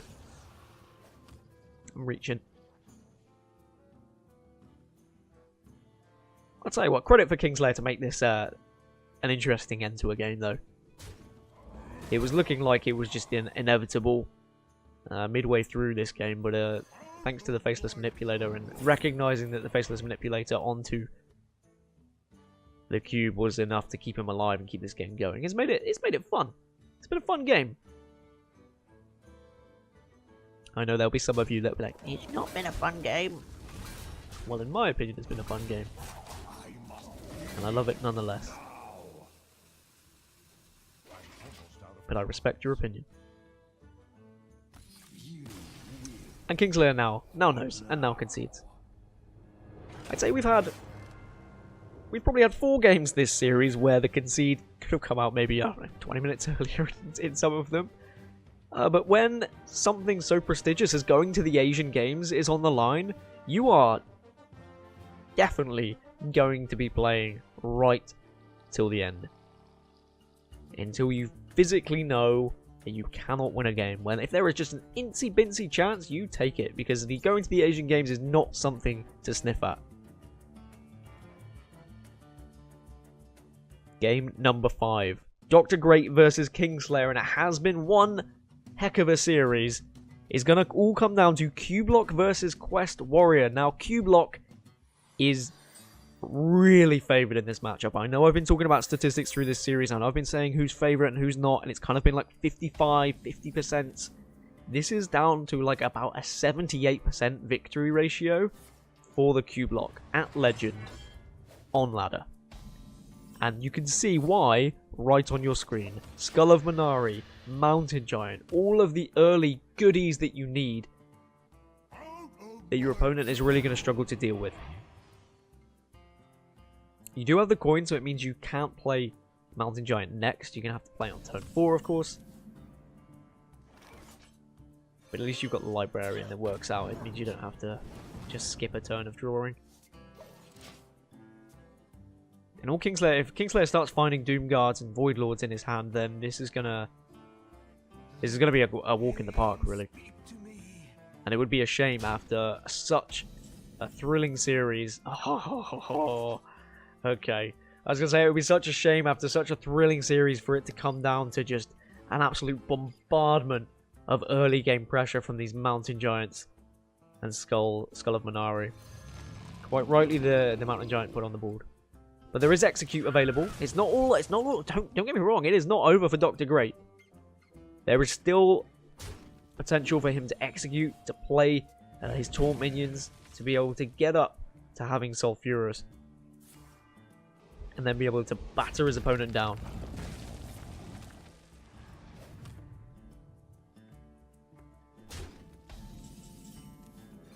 And Void Lord being found as well. This is looking really good for Kingslayer. He has and he has Spirit Singer Umbra and Carnivorous Cube as well. But silly old me. What did I not notice? The Gluttonous Ooze. Gluttonous Ooze makes it a little bit more tricky now for Kingslayer. Like, how did I not even see that?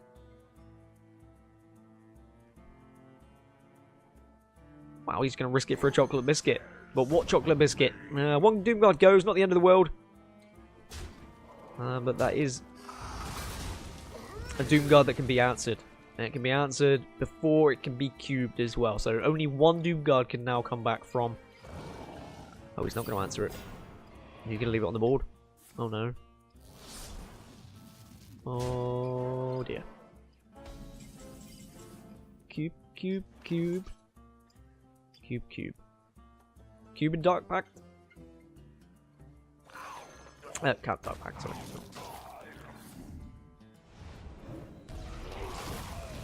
Well, he thinks you can. I was going to say, maybe you don't Dark Pact because you keep the Dark Pact for the Possessed Lackey next turn, but he's going to take the opportunity now.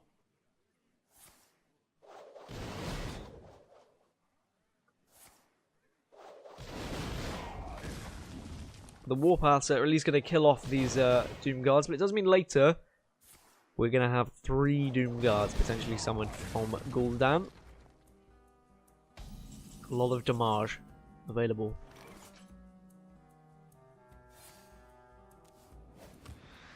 And it's not only going to be Doom Guards as well, because there's potential for quite a lot of Void Lords to be summoned, thanks to the Spirit Singer Umbra and Carnivorous Cube. And I think that even if Dr. Great can get to this Sulfurous, providing that Kingslayer does actually find Gul'dan at some point, he should have enough pressure and enough minions to be able to put on the board that might just be too much. Although, Brawl is definitely something that could bring it back to Dr. Great's favour.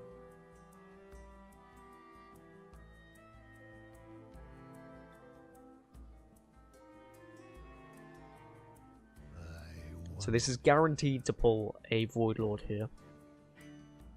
And then you could Spirit Singer Umbra and cube it. Which I think is a decent play.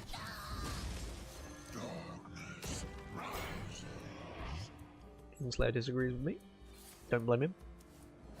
About 20 minutes ago I forgot the Dark Pact could kill off your own minion. I thought it had to be a demon because I'm an idiot. And I know you guys would have spotted it. And I didn't mention it, but I thought I'd bring it up now. Because I feel like we're having a moment together. And sometimes you have to recognise your mistakes and embrace them. It's the only way you move on.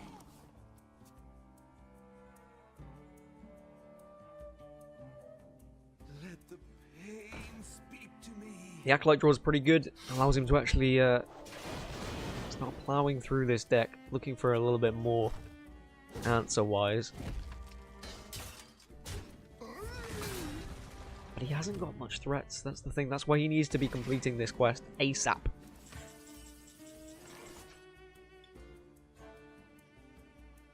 Because because Kingslayer can start pushing some face damage now. Looks like he's gonna use Hellfire here. Maybe what, the Creeper as well, just to get minions on board. Yep. He's trying to encourage removal out of Dr. Great now before he starts using Spirit Singer Umbra and Cube and etc, etc, etc. There is the option of saving Spirit Singer Umbra and the Cube for later when Gul'dan makes his way onto the board, and then using it on Doom Guards to get burst potential. That's definitely something that Kingslayer will be considering. Quest completed though. Next turn, Sulfurous can be equipped. But is it too late? Faceless Manipulator there as well. Again, it's whether Kingslayer wants to save that for the latter stages, for when Gul'dan appears. If he appears. Bottom 9 cards for Gul'dan. Everything was looking great right at the start of the game for Kingslayer. And I've got to say, if it wasn't for the Gluttonous Ooze, then this was probably very firmly Kingslayer's game. But Dr. Great has kept himself in it with the Ooze.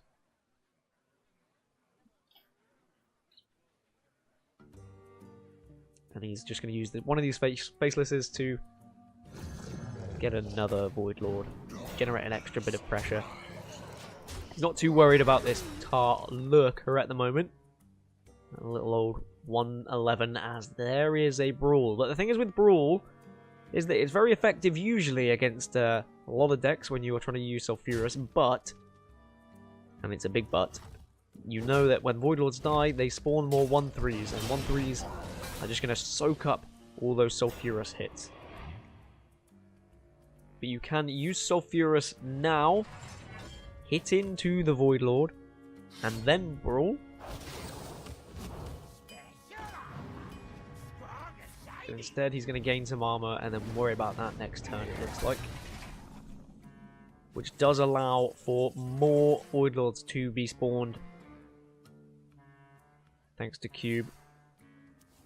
And there's Gul'dan. I think that's what Kingslayer's been digging for. He's been digging for that Gul'dan. He's been digging for the chance to revive some of these Doom Guards. And then have the potential to be cubing them to summon even more. And if he needed any more value, he just found it from Stonehill Defender as well, with Void Lord being picked up.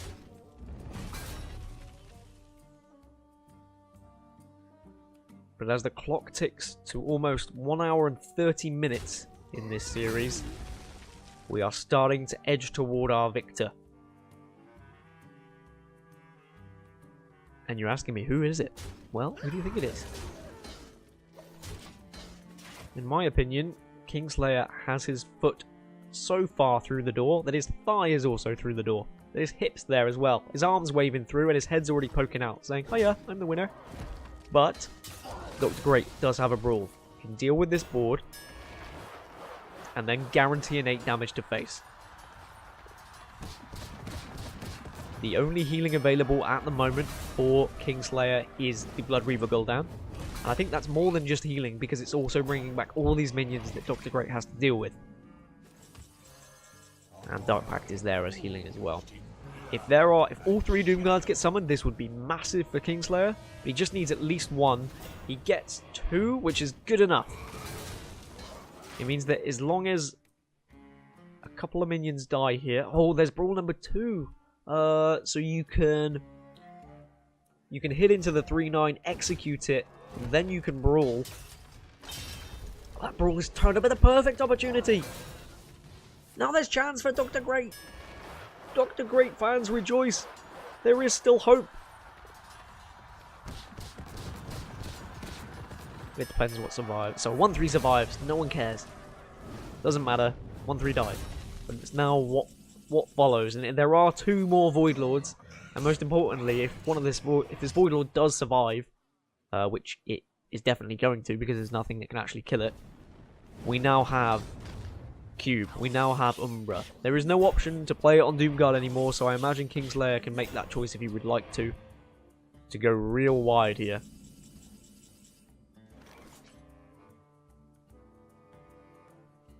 Yep. Umbra and Cube now. And this is going to be so difficult with both Brawls gone. Kingslayer is edging ever closer. And that's quite a lot of damage that's on the board. And he has a Hellfire and a Defile as well, which will help him push through that damage if he needs to. However, Armorer plus Reckless Flurry is a way to deal with a lot of this board. But unfortunately, it will just be spawning more Void Lords. So maybe you wait one more turn. No, the answer is no, you don't. I was going to say maybe you wait more turn, hope that your hero power hits the 4-6. But Kingslayer is just going to get rid of as much as he can right now. Leaving just 2 Void Lords and 3 Void Walkers. And I say just because, well, that's still a lot. And that's the Mountain Giant as well. This is the final push from Kingslayer. And with both brawls gone, Warpath wouldn't even save Dr. Great as well. He can just put a wall up with the cornered sentry. But with Hellfire, with the hero power, and with all the damage that's on the board, Kingslayer is going to take this mammoth of a series 3-2. Over 1 hour and 30 minutes of Hearthstone. I imagine that both of these players are going to be exhausted after that one. Such a mentally taxing game.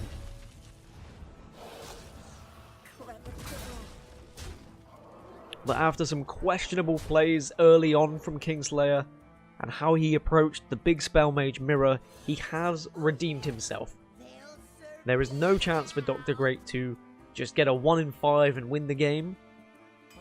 The Saronite Chain Gangs stop nothing. It's going to be game, set, and match to Kingslayer. The man from the Syrian Arid Republic is going to get the victory and get himself just one step closer to the Asian Games. The well played is dropped. I imagine there's a lot of respect between each of these players. I feel like they've got to know each other a little bit better, considering how this game's gone and how long it's gone. It was a slobber knocker. But it is Kingslayer who comes out as the victor. I'm sure he will be absolutely delighted with that victory. Commiserations to Dr. Great, who played a good series, the man from Iran. But at the end, I'm congratulating Kingslayer as he takes the victory 3-2.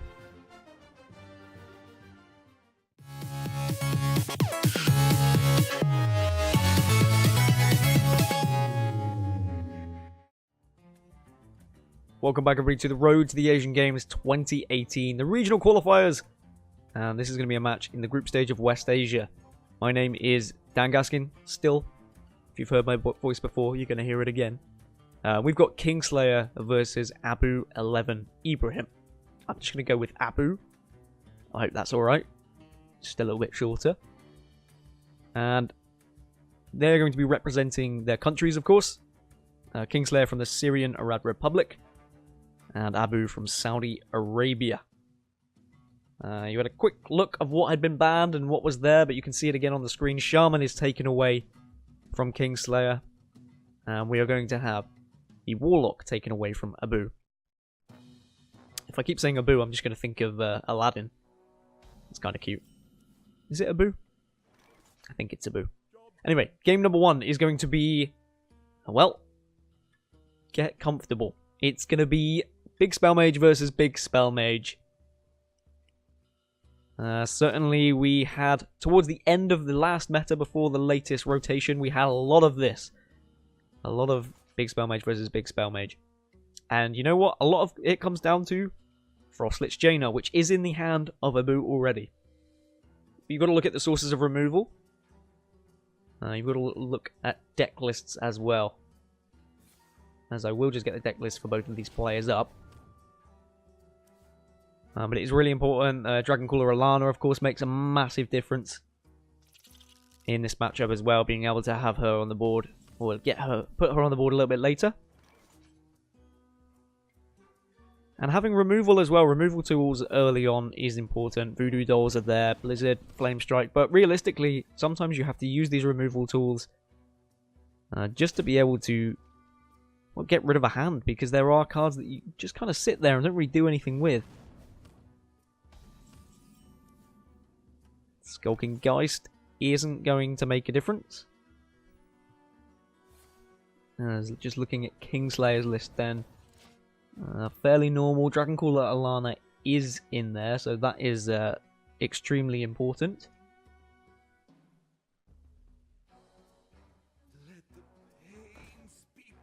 On the other side, we'll look at Abu's deck and see what he has to offer. See if it's a similar case for him. His decks are a little bit more awkward to get through. They are submitted separately rather than in one image. He has Dragoncaller Alana as well. It took me a while to get there.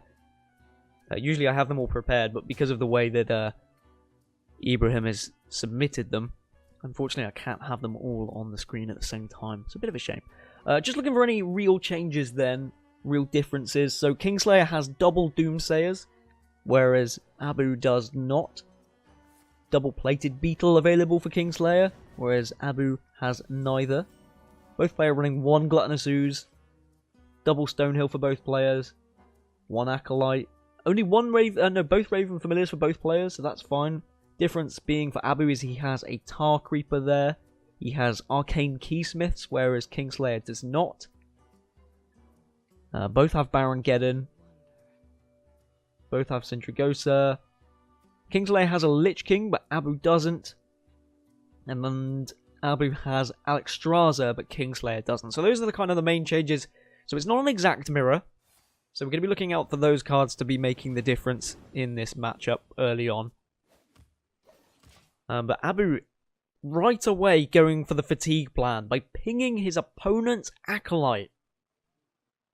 And saying, well, I might be able to A, burn cards for you later, and I think this game could go all the way to fatigue, so I want to get ahead. But Kingslayer is playing his Raven Familiar anyway. Unless he was just hoping he whiffed then, but he's drawn an extra card because of that. And you can see fatigue-wise, he's already 3 cards down. And next turn, Abu might do exactly the same and just ping that Acolyte again. And Kingslayer is just going to have to put this Arcane Artificer on the board just because he knows that this is a possibility. Alongside a coin as well. Wow. What a horrible turn and what a great aggressive play from Abu as well. So maybe a slight mistake from Kingslayer to even put the Acolyte on the board in the first place. As now the fatigue game, if that is Abu's plan, he is firmly ahead. And if you look at the cards that are available for him as well, I don't blame him. Alexstrasza being that main difference. If you think if it gets to fatigue later and then Abu can just take off almost 15 health depending on where Kingslayer is, you've got to think he is in such a commanding spot already. And it's insane that you say that, but I love that Abu has gone down that route. The Blizzard not only gives Abu some extra armor straight away, but it also clears the board, and most importantly, draws another card. Geist is a dead card, we've already established that, but both players do have one, so maybe it's going to be Geist for Geist here. Yes, it is.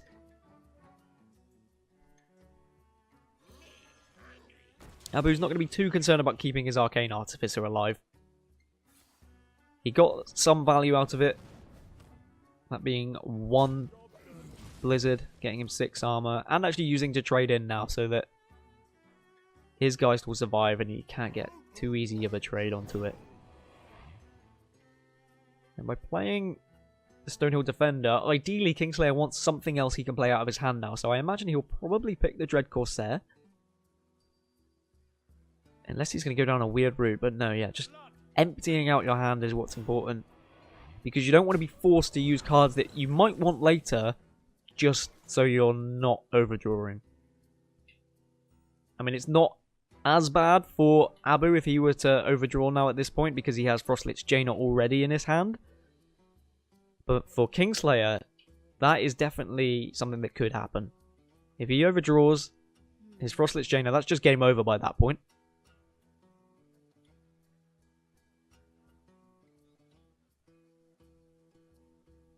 Flame Strike's available if you want to use it on this turn. It is a turn where you can push extra damage, but quite rightly, where I was about to go with my conversation, Frostlich Jaina is just available to play this turn.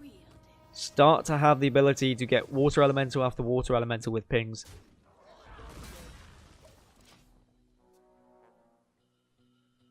And Kingslayer is going to really struggle to answer back now. He doesn't have a Frostlich Jaina of his own.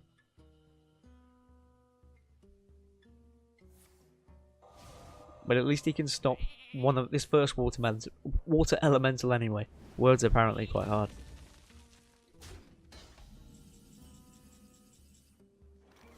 And I don't want to say that this matchup just comes down to who plays Frostlich Jaina first. You've got to look at some of the other things that Abu was doing early on, like pinging his opponent's Acolyte, having the other game plan of Fatigue. Because yes, okay, he's got Frostlich Jaina and he has that potential to be able to get water elementals every turn if the health on the opponent's minions or his minions are allowing it. However, they don't always allow it. Kingslayer isn't going to be playing that much minions onto the board, and he won't be offering those minions up. So at some point you think Kingslayer is probably going to get his chance to play Frostlich Jaina. But it's just having that extra thought process of having to play around that 1 damage. Another Stonehill Defender finds... Hungry Etin is the choice in the end. Summoning a random minion is a risk, because that is a minion that might be able to be pinged off. Well, and there we go. And it's an elemental. Not that that really matters, but that's a 1-1 that can just easily be pinged off now for Abu here.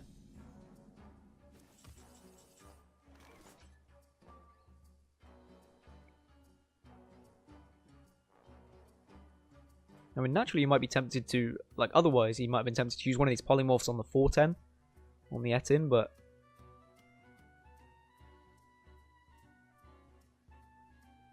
he could simply Blizzard here, ping off his own 1-1.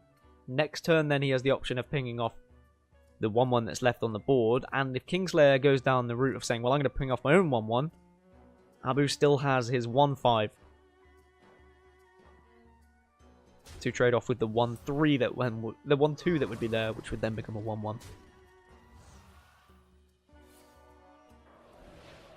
But instead of pinging off his 1-1, Abu is going to get the value out of just attacking with it and gaining that 1 extra health. Could come in handy, you never know. But it's what he does outside of it. We knew he was going to get a water elemental. That was definitely where he was going to go with it. But he's just going to stall. He's just going to say, alright, I'm happy here. I'm not going to overdraw. Let's let my opponent make the decisions.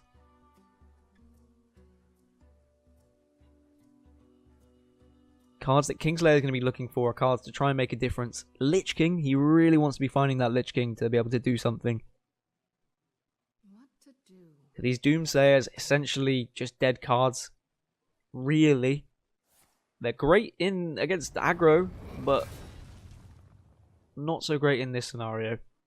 In Kingslayer there, you see he had the thought process of, well, I'm just going to ping this, and I'm going to trade my 1-4 into it. But then that opens up his 1-4 to be able to be pinged off to make another water elemental. It's just those little things where naturally you go into trading well. That's how everyone plays Hearthstone, but you have to have that extra inch of how you're going to think about things. Maybe inches aren't the best metric system for measuring thinking. Probably should have said second.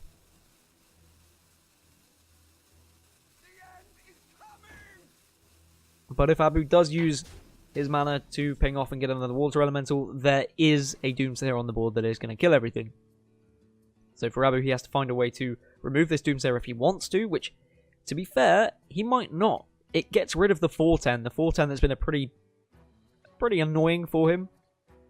But he does have to play something, so it might be a Keysmith kind of turn. Just get a secret on the board. It's only a 2-2 that you're throwing away. You don't really mind.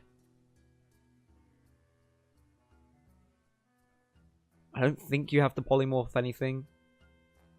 So I really like just Keysmith, get a secret on the board, and then just passing. But Ibrahim is going down the more aggressive route and saying, well, actually, I want to polymorph this Doomsayer, and I don't want to give him the value. But I don't really see the point in it. Save that polymorph later. You know that there are threats in your opponent's board.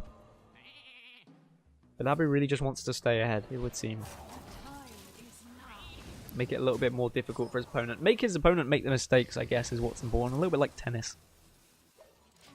Abu is currently just playing the ball back to centre court. And waiting for his opponent just to put it out of play.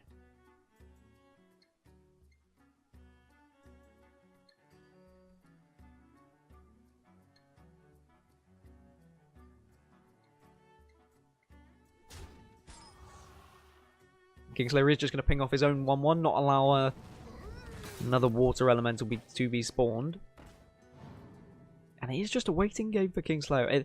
And these are very taxing matches on your fatigue as a player, especially as a game 1. There's so much thought process that goes into it.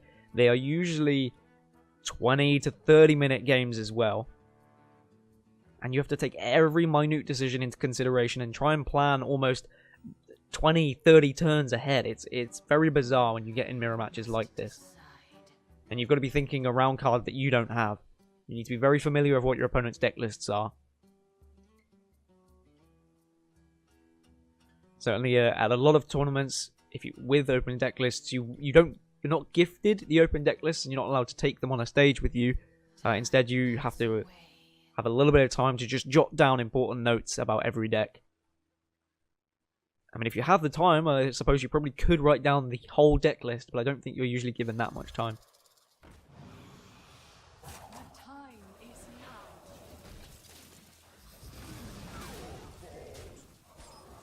But because of the aggressive route from Abu earlier, by playing the Polymorph and getting rid of the Doomsayer, it does mean he has a board like this now, which has to be answered by Kingslayer. But the thing is, you're giving your opponent reason to play cards. Whereas if Abu had just gone down the route earlier of saying, alright, yep, Doomsayer off your own board, then his hand would have just been filling up and he would have just had to waste resources on nothing. But finally, Frostlet's Jaina appears for Kingslayer. And I don't want to say game on, but game on.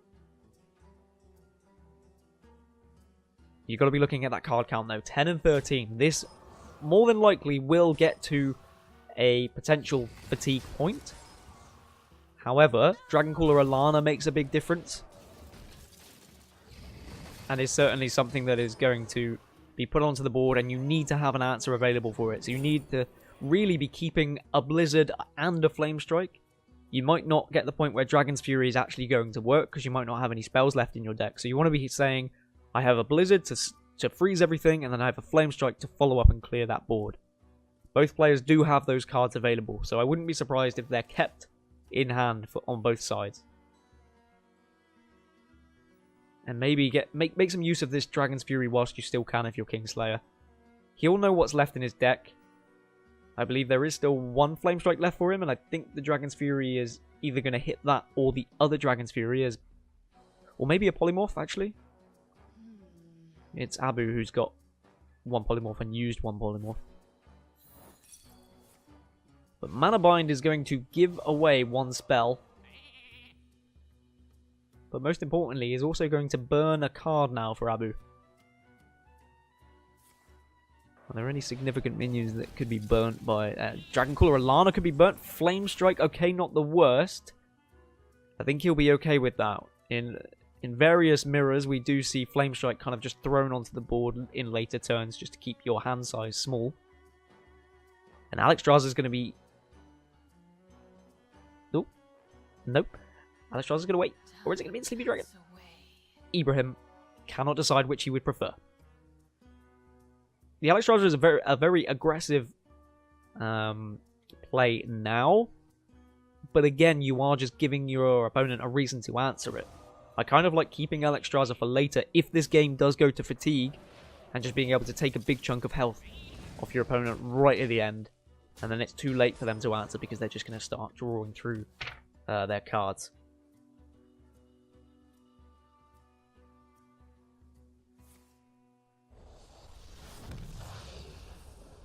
And obviously mirror match is very important because you've got to look at the other decks available and what's left for each player if they have to go up against Big Spell Mage again. Abu has Priest and he has Warrior, which is a Control Priest and a Quest Warrior. Both they do pretty well against Big Spell Mage, to be honest. So that would be brilliant if Abu was able to get a victory. On the other side for Kingslayer, he has Taunt Druid and Q-Block, which can do well against Big Spell Mage. Taunt Druid certainly struggles sometimes because of the Skulking Geist and because of the Polymorphs. I guess you can kind of say the same about Q-Block, but Q-block, you would imagine, has more value. Back into this game, Abu is just going to use Baron Geddon now just to get something on the board. He has drawn his Dragon Cooler Alana as well, so both players have those available.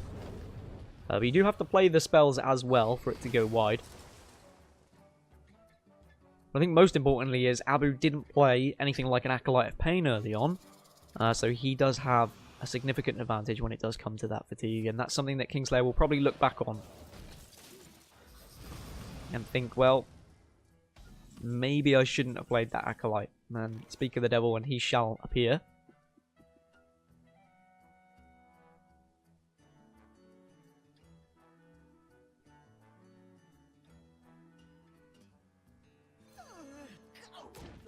Sleepy Dragon very high in health, but we can see no Meteor available now for Kingslayer to be able to answer it.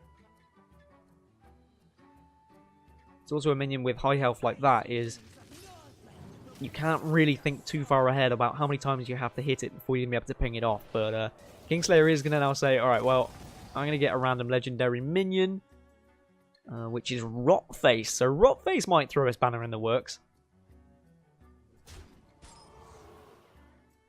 But potential for Kingslayer to have a card burnt here by Abu if he pings the 0-1, and he's going to go for it as well. He hasn't seen cards like Lich King, which are important.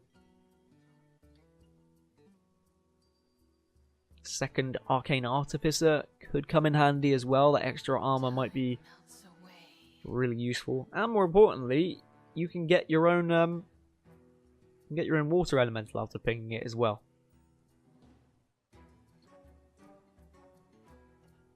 So I am behind this play, but the alternatives that he's looking at, you can tell by what he's hovering over, is Voodoo Dolling the 8/8.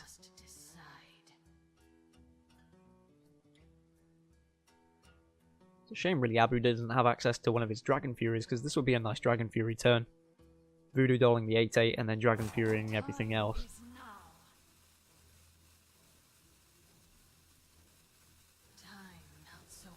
Yeah, Abu really unsure on this.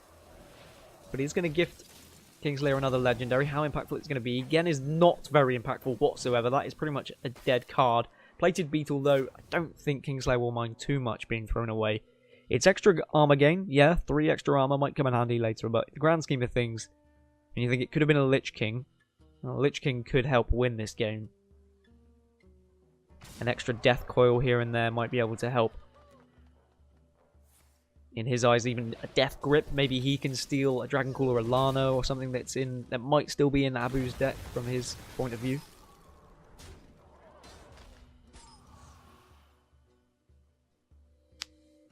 And even though Abu did get the Frostlich Jaina down first, it was what, 6, maybe 7, maybe 5 turns later where Abu was able to, Kingslayer was able to get his Frostlich Jaina.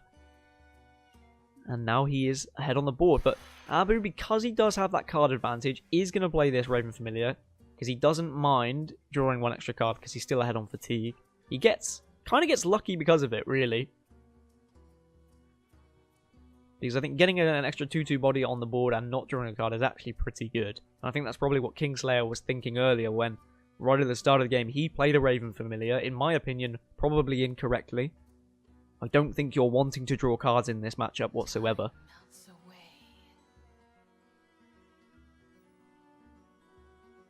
Unless you're at the point of, I don't know, let's say at this point he doesn't have Frostlich Jaina. Maybe then you're starting to dig a bit, but...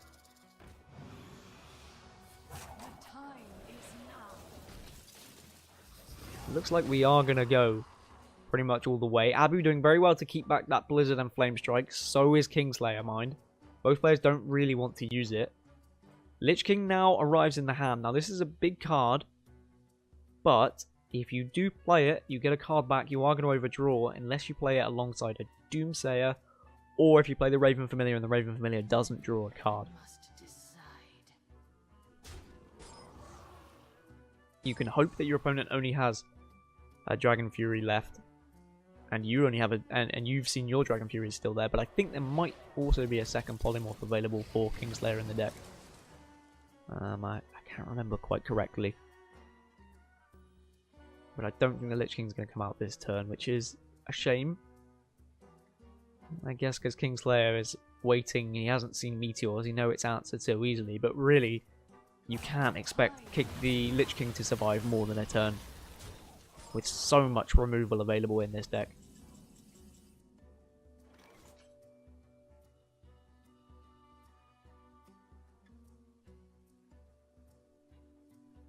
Maybe Arcane Artificer Dragon's Fury here?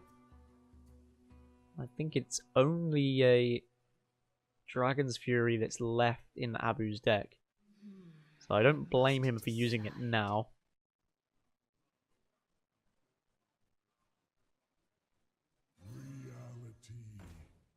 You can then ping off one of the remaining water elementals. It does mean your opponent can also do the same. Oh, there's Meteors as well, excuse me. Yes, of course there is. 2 Meteors actually still left. But I think that's fine. It uses up the Dragon's Fury whilst you still can. And it is now just a blank slate of a board. As Kingslayer is going to now ping his own Rotface, I would imagine, and look for a random legendary minion. This could spice up the game.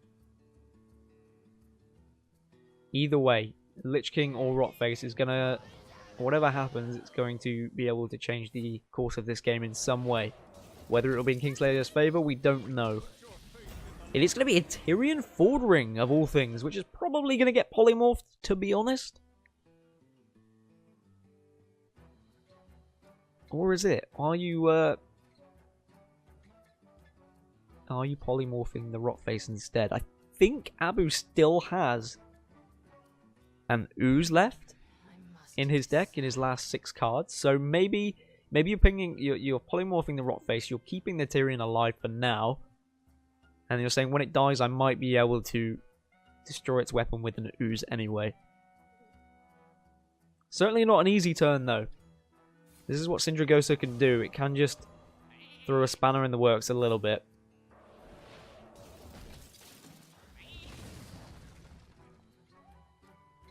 But I think removing Rotface was more important than Tyrion, realistically, because Rotface could have summoned several other minions.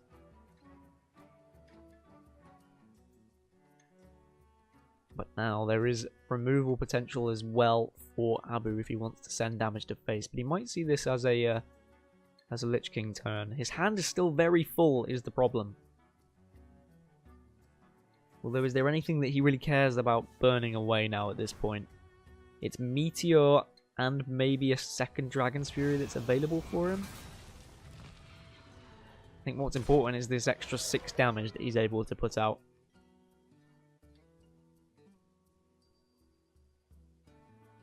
Why is he... No.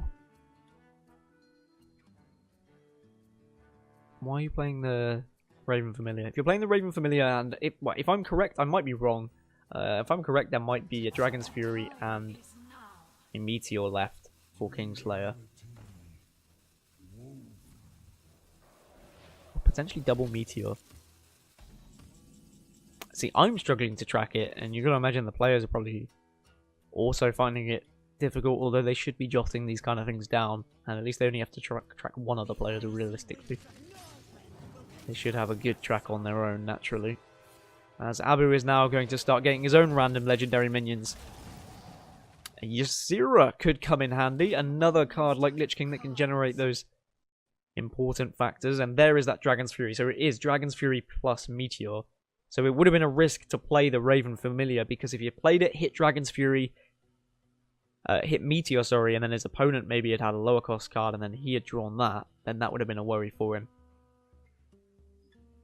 He wouldn't have known really what was left in his opponent's deck just yet.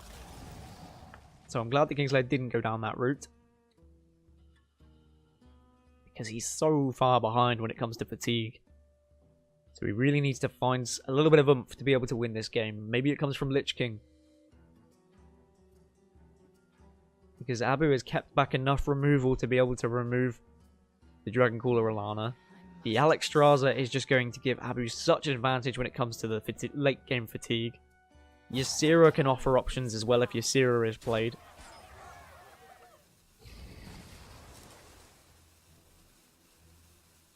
I mean, I think I said from well, it's almost half an hour ago now when this series started, and I think I said Abu has the slight advantage with just how his deck is teched.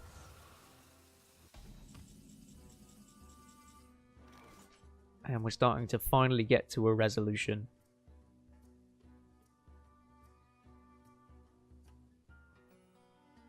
Kingslayer has gone relatively wide though. He wants to be able to bait out this Blizzard and this Flame Strike. That's what he wants to do. He's already seen one Flame Strike burn, so he knows there's only one Flame Strike left in deck. But he wants to be able to get as much removal used on him as possible so that his Dragoncaller Alana gets his value.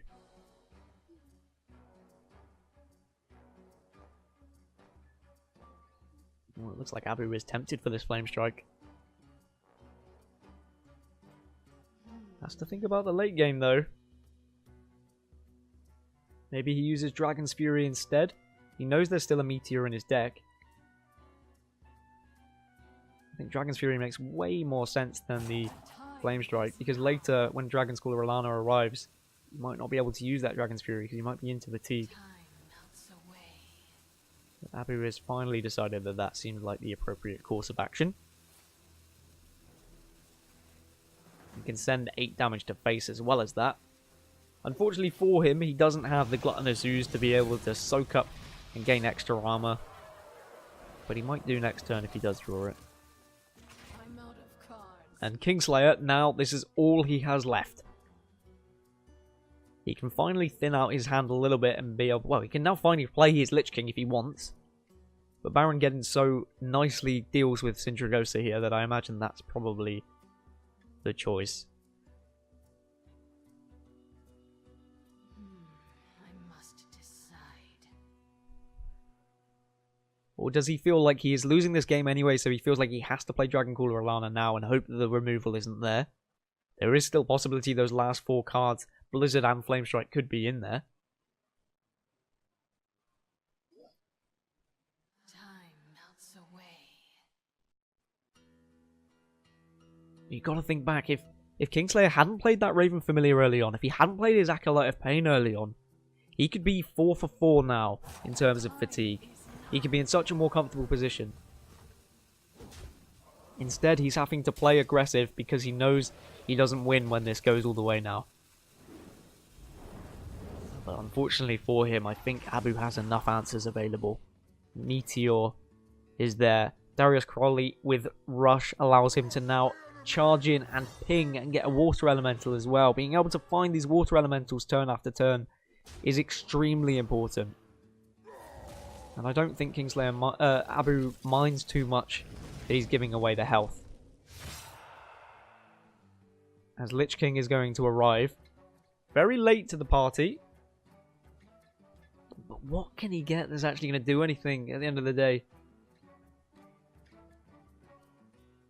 As I said, there's still potential that Dragoncaller Alana could be left in the deck for Abu, so maybe Death Grip in Kingslayer's hands could be what he thinks is enough to swing this back in his favour.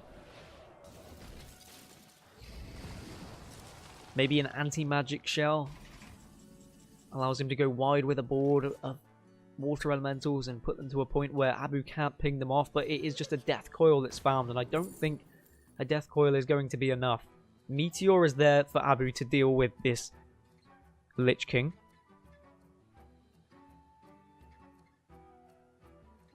I guess Explosive Ruins or Ice Barrier. Spellbender might protect a minion from Meteor. All worth considering. Explosive Ruins would kill off a Dragoncaller or Alana, but obviously wouldn't kill the dragons.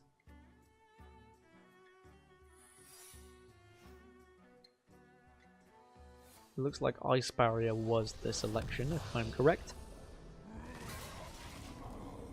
As the fatigue is starting to chunk away from Kingslayer, and I think it's do or die moment.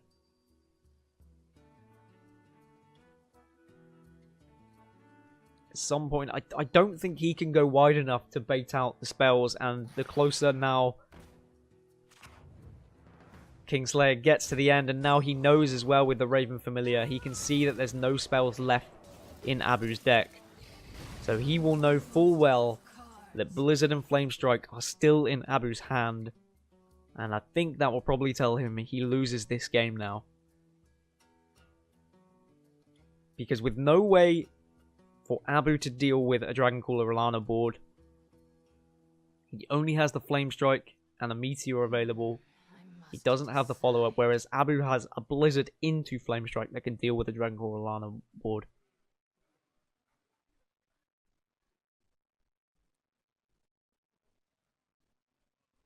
And Abu at this point is so far ahead, can kind of play it how he wants. Why not chuck a Stonehill Defender on the board? See what you can find out of it. Anything impactful? Not really.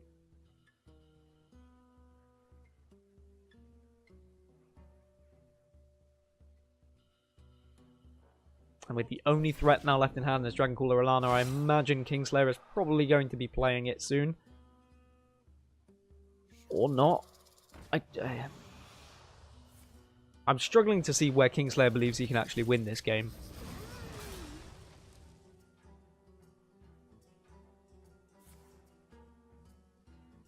Maybe he believes he can win out of pinging with Water Elementals, but I think if he looks and has any idea of Abu's deck list, he knows that he's pretty much dead at this point.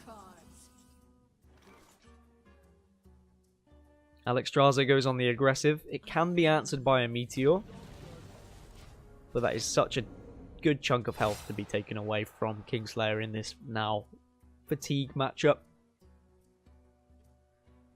I think realistically, Abu can start thinking about his next game.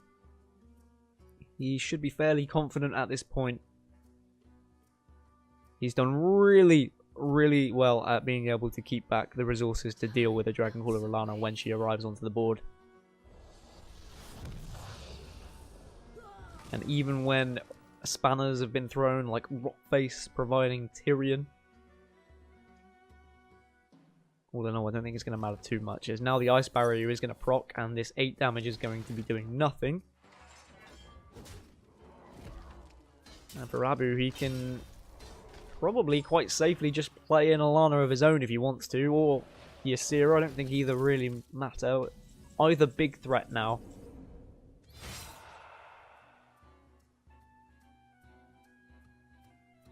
The Dragoncaller Alana just wins the game next turn, realistically.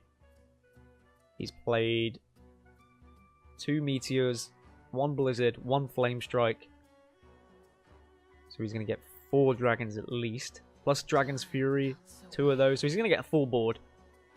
And his opponent only has the Flame Strike. So I think I prefer the Dragoncaller Alana. I think it wins the game quicker, but I think you've won the game anyway. And with Ysera Awakens from Ysera, like, that is just another answer. If he didn't have the Blizzard and the Flame Strike, he has that answer to Dragoncaller Alana anyway.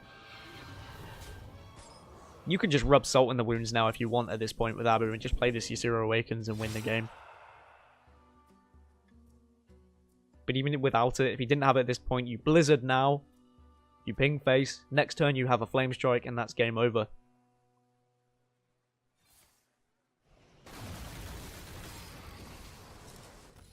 And Kingslayer concedes. I feel like he should have conceded a long time ago. He knew that Blizzard was there. He knew Flame Strike was there. He had no way of winning for quite some time. It ends up being a bit of a slog, that opening game of almost 35 minutes long. So I think we're in for quite a hefty series on our hands. Very mentally taxing on both players. Kingslayer more so because he didn't come out with a victory. Kingslayer now needs to go at it again at some point with his big spell mage. Maybe he moves across away from it. But when you're in the mindset of big spell mage, maybe you're just playing it again. On the other side for Abu, he does have, as I said, he's got Control Priest and Quest Warrior available.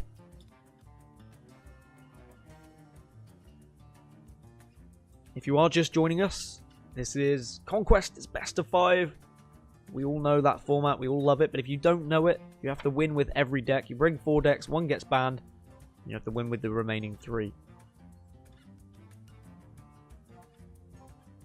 And it is the qualification process to the Asian Games as well. Quite monumentous that the Asian Games is including Hearthstone, in my opinion. A very exciting time for all of these Hearthstone players involved, and I'm sure everyone is desperate to qualify, as Frostlet's Jaina is instantly kept in the mulligan, as the big spell mage is going to be played once again for Kingslayer. But we're going to be moving across to the Control Priest for Abu.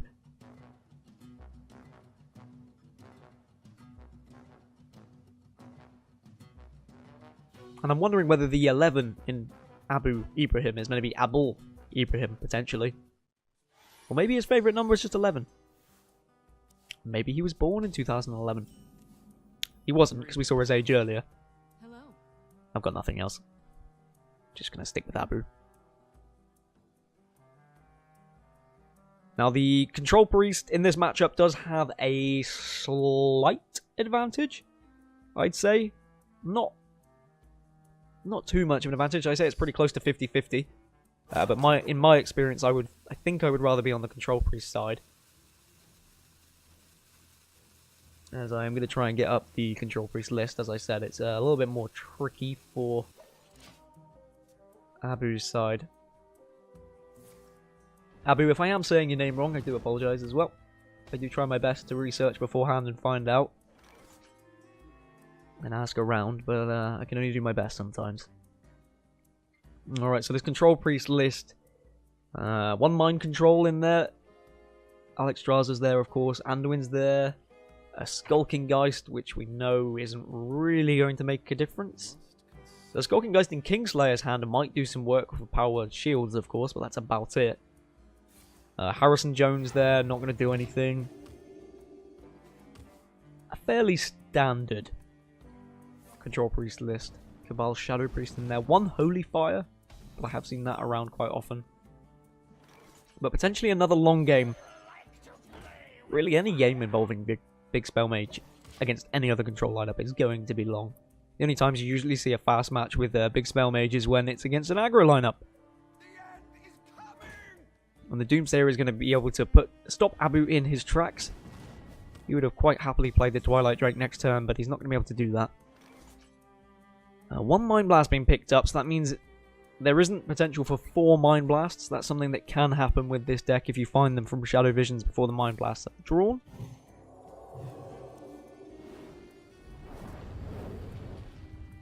And that certainly is a way that the Control Priest can win, as they can get Anduin, start chipping down their opponent to a reasonable health. And then Alex Straza can come out, and then you have that 15 or 20 burst damage. But you've got to remember that the mage can heal themselves back up with the Arcane Artificer, as you can see in hand.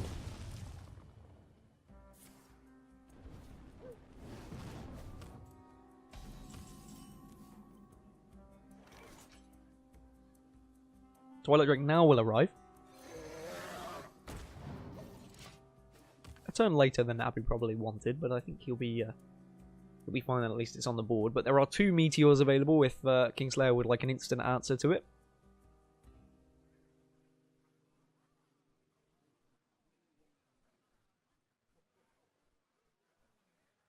Really, for Kingslayer, I mean, his game plan is just outvaluing his opponent, getting Frostlich Jaina on the board, getting those Water Elementals turn after turn, and then just being able to beat down his opponent before those kind of Mind Blast OTK potentials, and double Mind Blast available now. That means that neither can be found from Shadow Visions, so there isn't going to be an insane OTK possibility, and that's really bad for Abu. I would say that that puts your win percentage down ever so slightly.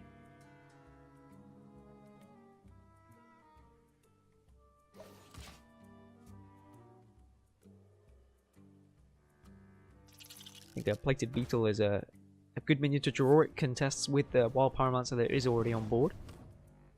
And it's just something to play, something to do. I imagine Syndragosa could come down next turn for Kingslayer, but sometimes you want to keep it for when you've got Frostlich Jaina already equipped, because then you get the value out of pinging off the 0-1.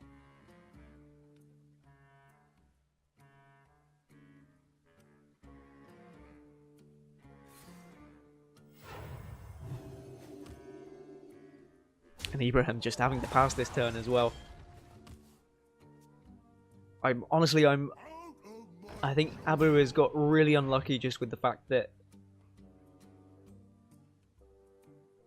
he's drawn both those Mind Blasts, because I think he would have been feeling in a relatively comfortable position if he had been able to get Shadow Visions both times, get some Mind Blasts, even if it's just 3 Mind Blasts. But at least Anduin is found early on, and he can actually start chipping away turn after turn now.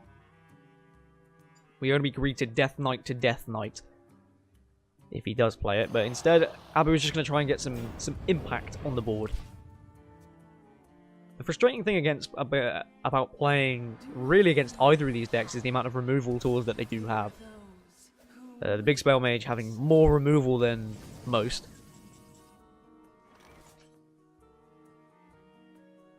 And I think seeing the Frostlit Jaina will kind of just hit you right in the gut.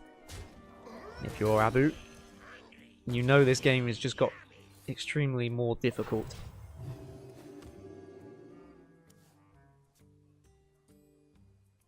There is still the potential that Abu could draw out all of this removal that is available for Kingslayer, but usually there is too much to be able to do that and go down that game plan. But sometimes you have to try.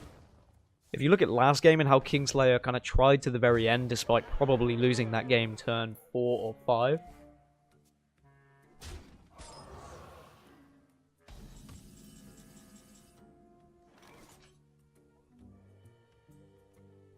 I think Abu will happily reply with going all the way here as well.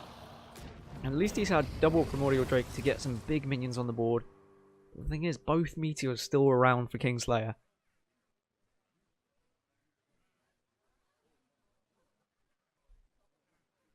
Again, I did look at both of these players and their achievements and what they've been involved with in the history of Hearthstone, and they have done small things within their own regions, but nothing ever major. We've never seen them qualify for a HCT tournament, for example. Nothing ever big time. So qualification for the Asian Games would be quite a significant step in their Hearthstone career, so something that both of them will want to achieve.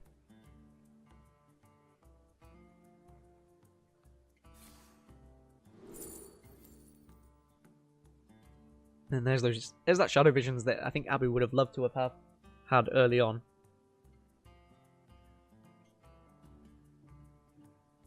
But you know when sometimes you look at these games, and it's easier from this perspective when you can see both hands, and you can look at a game and say, alright, this is probably going to go in favour of X player. You have to remember that from the point of view of the players, is that they don't know what's in the hand, they don't know what's left, and they don't necessarily know a game is over when it's not over. Again, I'm not saying that this game is over, but I think we can safely say that the advantage is in Kingslayer's side, or the ball is in his court, as it were.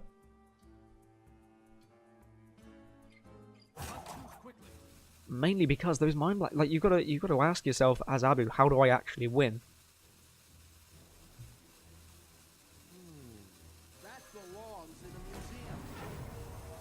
Because with your main win condition gone of Alexstrasza into Mind Blast, Mind Blast, Mind Blast, I guess Alexstrasza into Holy Fire, Mind Blast, Mind Blast is certainly a possibility, but you need to chip away at your opponent's life total first because, well, he's already at 14 armor now. And even if you Alexstrasza him, or her in this case, because it's Frostlit Jaina, they are just going to be getting the life total back because of all these elementals. And Abu is forced to use his mind control on just a Primordial Drake, a measly Primordial Drake here. Because the targets that are going to be available with mind control really aren't there. He just needs to somehow stay on this board.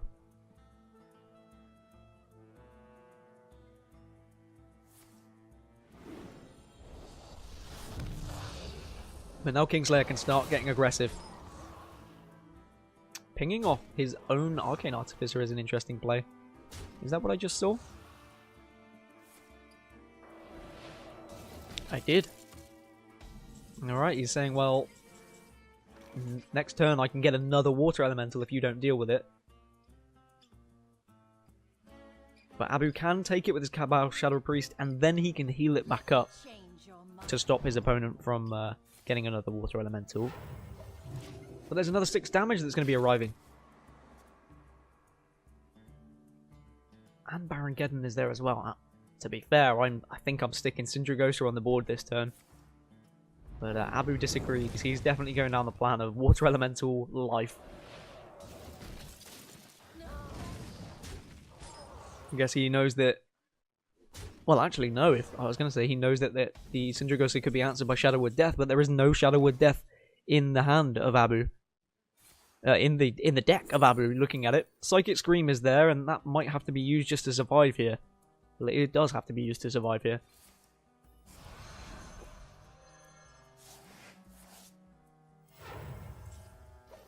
himself back up to 12. Next turn he can get up to even more with Anduin if he would like. The Sindragosa is going to push the tempo here. Is going to allow to get even more aggressive.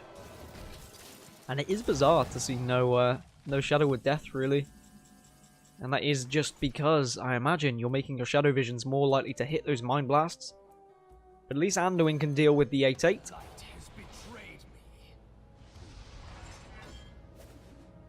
And you need to start sending some of this damage towards face realistically, but with the 0-1 being there and being able to be potentially pinged, as Benedictus is picked up.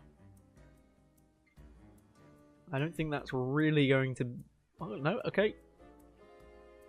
I was going to say I don't think it's going to be used, but Kingslayer is saying differently. I don't think it should be used, really. I don't think you need it. If anything, he's probably made his deck worse because of it.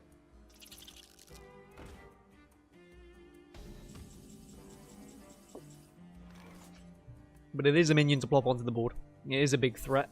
I think that's all that matters for Kingslayer. But he's got Alakir as a potential 6 damage arriving next turn.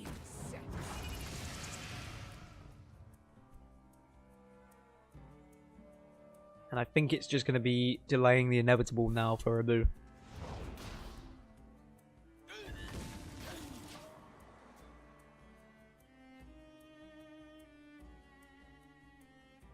Holy Fire is there though.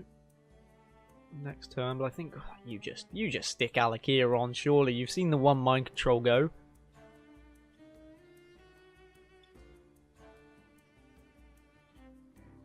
Sometimes I do genuinely believe in Hearthstone there should be a show my hand option.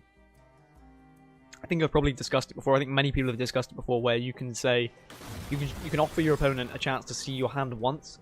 Kind of a like, you should probably concede at this point. I don't think it will ever be introduced because I think it would be used for BM too often.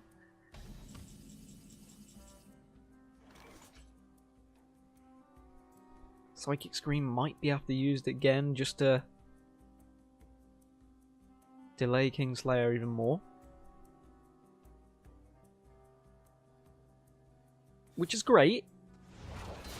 But I guess he's just hoping now that he draws into Alexstrasza. Alexstrasza survives. He's able to chunk his opponent down with the Alexstrasza. Then he has Double Mind Blast and Holy Fire available. It's a reach and it's a stretch, and we're definitely drawing at straws now.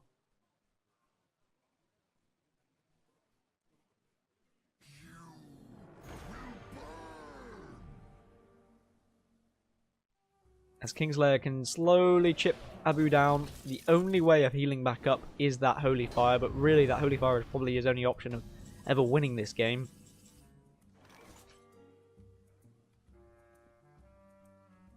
If there was even an option of winning this game, which I don't think there is. And like game 1, where I think a game is over and the players probably could be conceding, I think Kingslayer will be thinking about his next game, as I'm sure he is in a confident spot for his own deck.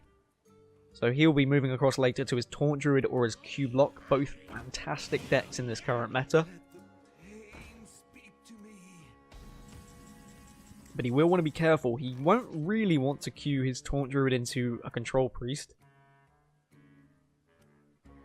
Control Priest, he will want to queue his Taunt Druid into Control Priest if he can. Taunt Druid does very well against Control Priest. Control Priest is just a little bit too slow. Shadowy thoughts. And I think actually the remaining decks do favour Kingslayer in this. And I think he'll just kind of want to get this game over with now and get closer to coming back in this series and potentially taking it.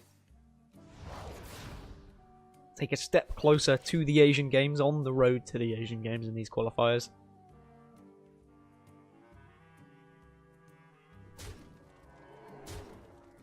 And with Alakir available and a ping, you can get your opponent down to 1 if you want. But it looks like Kingslayer is just keeping back this Alakir. And that is because, well, there's a mind control there. You don't want to give your opponent anything here.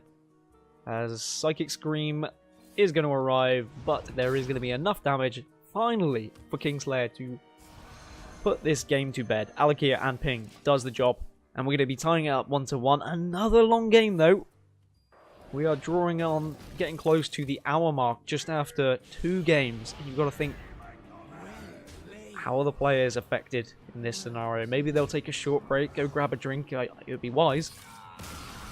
To be fair, I'd advise that for yourself. Grab a drink, sit down. This could be a long series. A good series, though. There are 2 close matches that, although probably finished several turns before they actually finished, both players clearly wanting to play this right till their dying breath.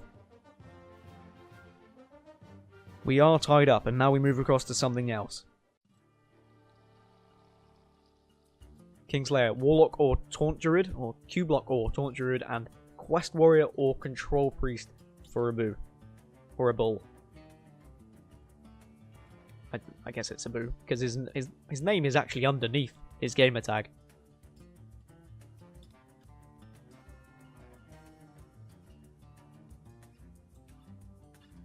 I'm just going to stick with a Boo because I think it's cute. It is Aladdin, isn't it? Is it the little monkey that's called a Boo? I'm definitely not Googling it right now.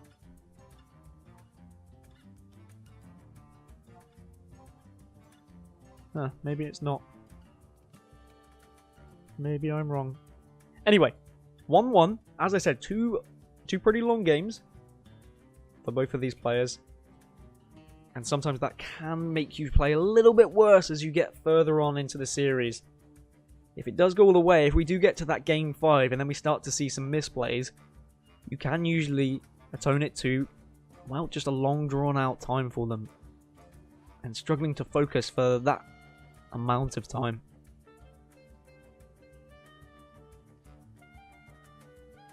The bans are always interesting because it's always decent to see how a player is going to approach a series. Kingslayer's Shaman was the Shuttlewalk Shaman, which quite often is taken away because the Shuttlewalk Shaman does perform well, and especially if you look at the decks that Ibrahim has got, they are going to be losing to that Shuttlewalk Shaman typically. I can't actually see what deck it was banned away from Abu. I'm going to take a guess that it's probably even Warlock, if it ever pops up. Yes, it was even Warlock. I was right with my first guess. And that makes more sense with what kind of decks Kingslayer has to offer and what he wanted to get rid of. But unsurprisingly, as I said towards that one, I imagine the players just went for a little toilet break or drink break or whatever kind of break they wanted, as we now get back underway. And it is going to be the Taunt Druid for Kingslayer, going up against the Control Priest in a matchup that really does favour the Taunt Druid. But there is still win potential for Abu.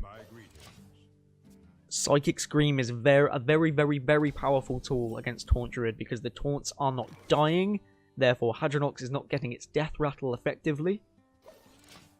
However, shuffling them back in, they can be drawn out again because of things like the Dragon Hatcher. There are 2 Dragon Hatchers in Kingslayer's deck.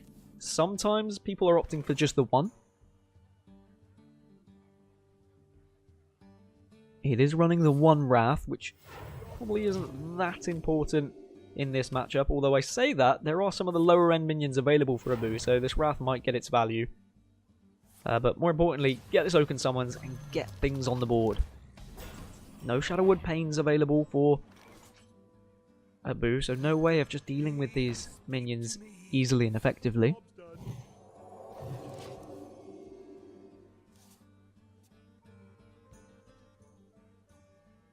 No minion that's going to be drawn out in the 1 attack slot of Oakheart.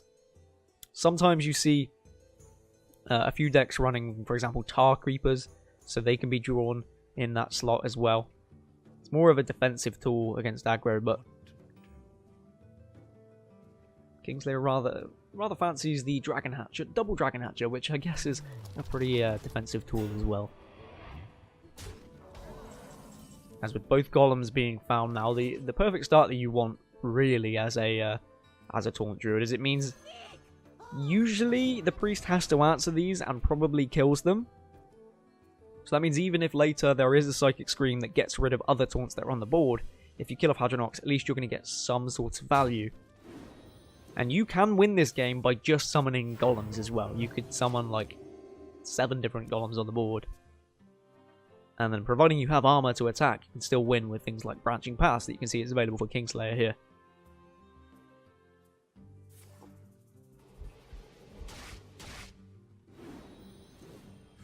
The swipe makes a lot of sense. Stopping Acolyte getting its value. And just staying ahead on the board now.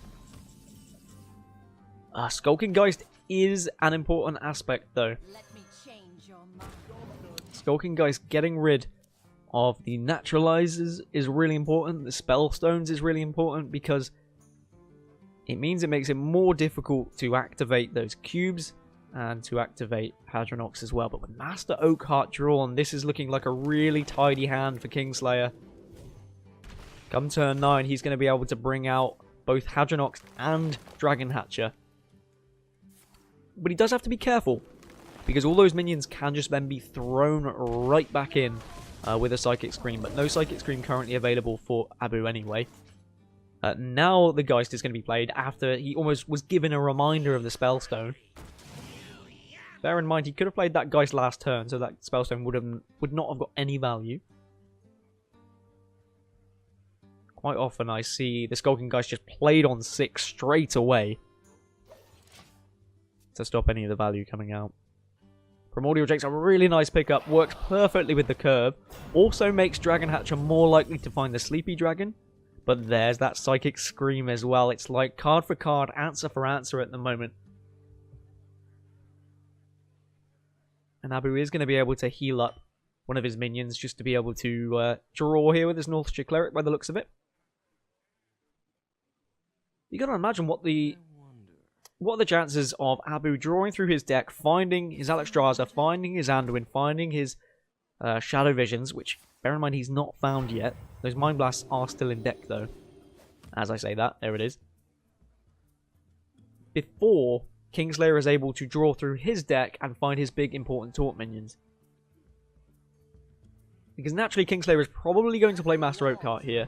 It is most definitely everything is going to be Psychic Screamed back in. But there's a chance Oakheart could just be drawn again the next turn, and then it's exactly the same thing.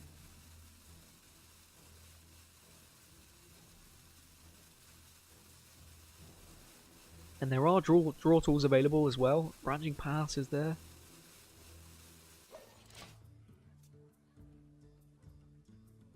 Oh, so now I think you Dragon Hatcher. I think you Dragon Hatcher here. 100%. No. No, no, no, no. No, don't Oakheart. No. My reasoning being, and my reasoning is obviously because I can see the Psychic Scream, whereas Kingslayer is probably just hoping that there is no Psychic Scream, is my reasoning is you Dragon Hatcher, you bait your opponent into using the Psychic Scream, and then you just Oakheart next turn, which pulls out the Dragon Hatcher that's just been thrown back in anyway, plus the dragon that's been thrown back in anyway.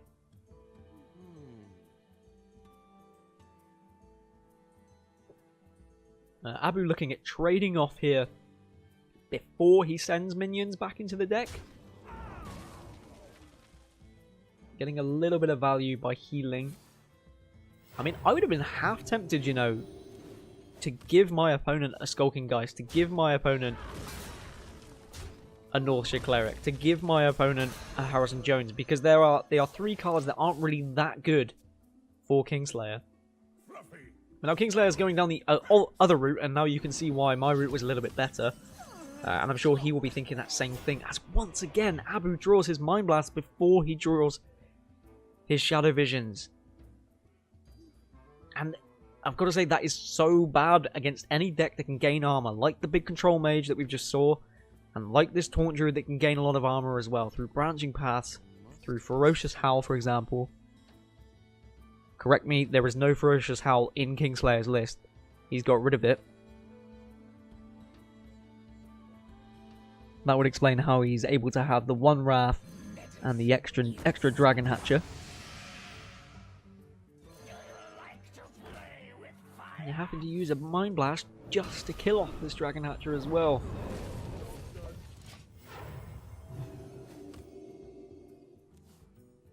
It's not looking great for Abu. However, he does have mind control, and now that there's no naturalizers available, that means Hadronox can only be played onto the board without any sort of way of killing it off. Meaning if he does play it, Abu is able to steal that Hadronox, and then suddenly Kingslayer isn't going to have the ability to use any cards like Witching Hour.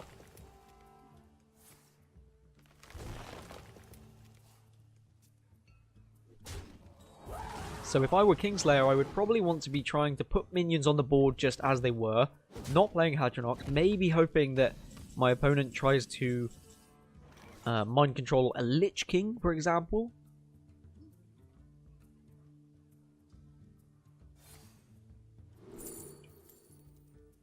And Shadow Vision is just not having that same value now. At least it gets the Psychic Scream. I guess you could consider that more valuable than the late game. It is going to allow you to survive and get to the potential of winning.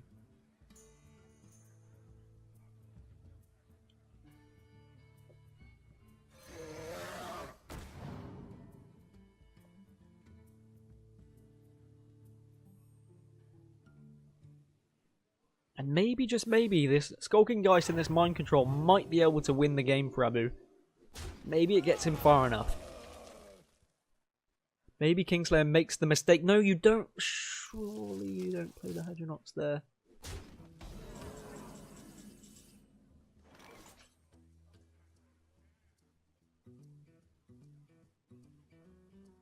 And now you just Mind Control it. You Mind Control it, and now how does Kingslayer win? I think this must be a mistake from Kingslayer. I think there's two vital mistakes that were wrong with his play this game. One was playing the Oak Cart instead of playing the Dragon Hatcher. And then this is the second.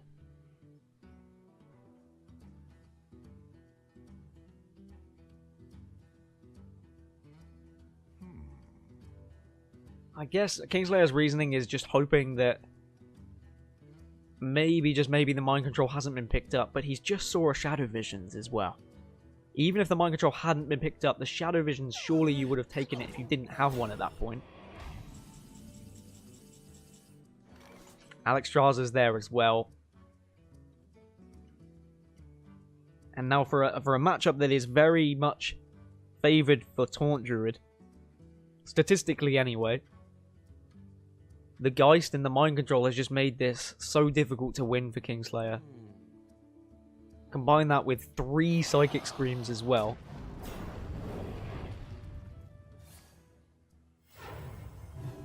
That being said, there is still the potential that maybe Kingslayer can go wide enough on the board with just his minions, and then, who knows, maybe a Lich King survives and he's able to cube a Lich King. But then it just gets Psychic Screamed.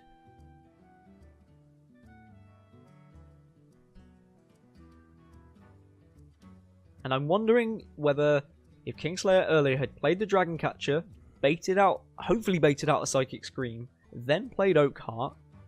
Yes, okay, maybe, I can't remember the exact mana turn, maybe there was a chance that Abu could have then mind controlled the Hadronox anyway. But there would have been more on the board for Kingslayer than at that point. There would have been almost 3 minions on board that he could have used double branching paths with to potentially push for lethal. And now I think you can go aggressive as Abu here. You can use Alexstrasza, you can push 7 damage. You have Holy Fire and Mind Blast available. Yeah, I really like this. I must consider.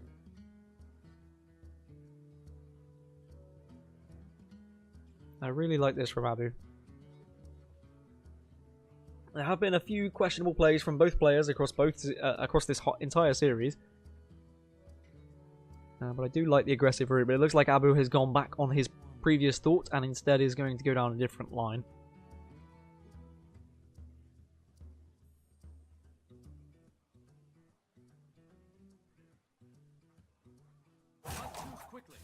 The rope is going to make him somewhat rushed decision. Master Spell, well, he knew it was in the deck, and now that kills off Kingslayer's hopes really of getting any minions. And with Anduin being picked up, I think this is the beginning of the end. I will imagine Anduin can be used next turn, then Alexstrasza can be used the turn after, and then you can really start to bring the noise. I kind of like just trading there, but I guess it doesn't really matter because you've got taunt minions in the way. The only reason why I say trade there is because if you're going to use Alexstrasza at some point, the health total doesn't really matter. You're going to be able to get the life total off, the armor off anyway. But Lich King is going to play exactly into Shadow Reaper Anduin. Anduin comes out, also gives armor, which also allows the golem to be used. Trade into the 4-3, because why not? And yeah, Kingslayer is just going to concede, and it's a shame.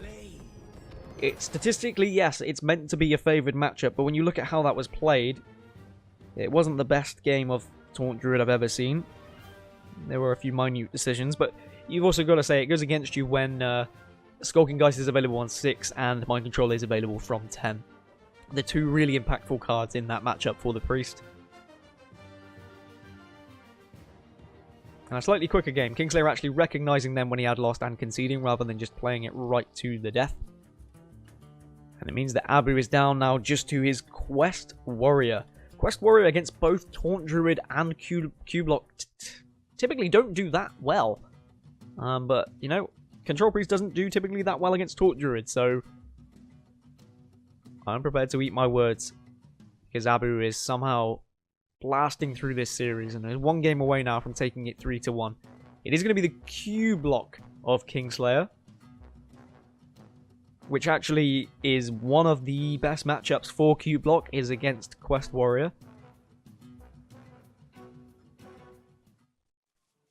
Because if you imagine, if you find your Mountain Giants early on, Rin is there as well. You get your Doom Guards out, and as a Warlock, you're laughing. But double Void Lord in hand is a good thing if you can find Skull, but no Skull available, as Abu is just going to go on the aggressive straight away. He knows that he needs to be the aggressor here, as the Mountain Giant now is found from Kingslayer as well. That's going to be really big for him. We can play that on turn 4.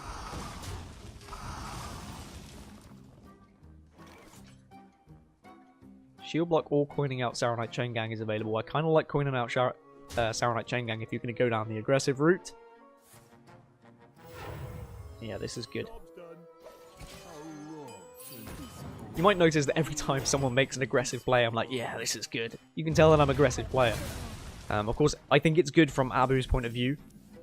The fact that the Hellfire was able to come out is an easy answer for Kingslayer, but at least there's another Saronite Chain Gang.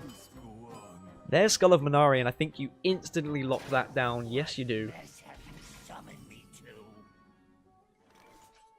No weapon removal available for Abu here. So we are going to see a Void Lord getting onto the board on turn 6. It's cheating, really, isn't it? Shouldn't be allowed. Void Lord is a crazy card as it is, and now it's arriving on turn 6. Absolutely blooming nuts. That's why Q-Block is so good, and Faceless Manipulator is there as well. Kingslayer doesn't want to overcommit too much though, because you don't want to play into Brawl, potentially ruining your board.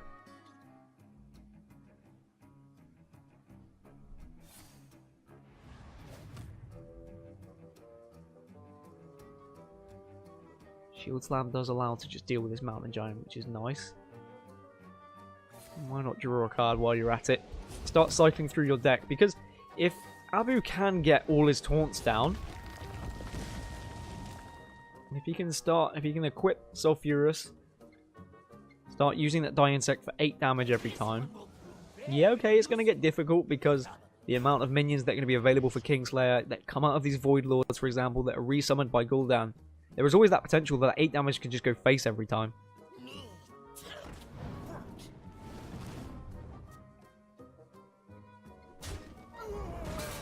This is quite the commanding lead for the Q-Block. as I said, statistically one of its best matchups.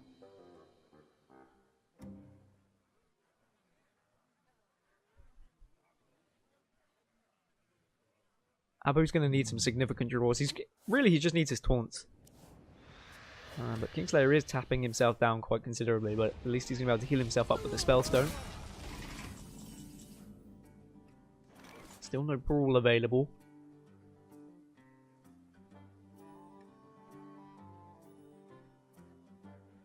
Brawl, Warpath, they're all ways that can deal with big boards.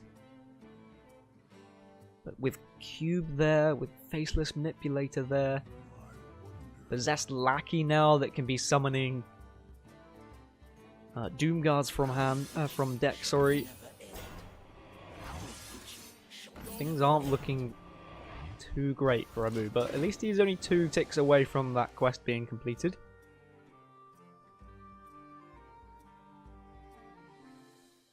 But I imagine the beatdown is going to start arriving soon. Especially if he can find a way to get this Possessed Lackey to go off soon. Because if he can get a Doom Guard to stick, Cube plus Faceless Manipulator at some point is going to be pretty scary. But instead, oh, Gul'dan's there as well. Yeah, I can't see Abu winning this game.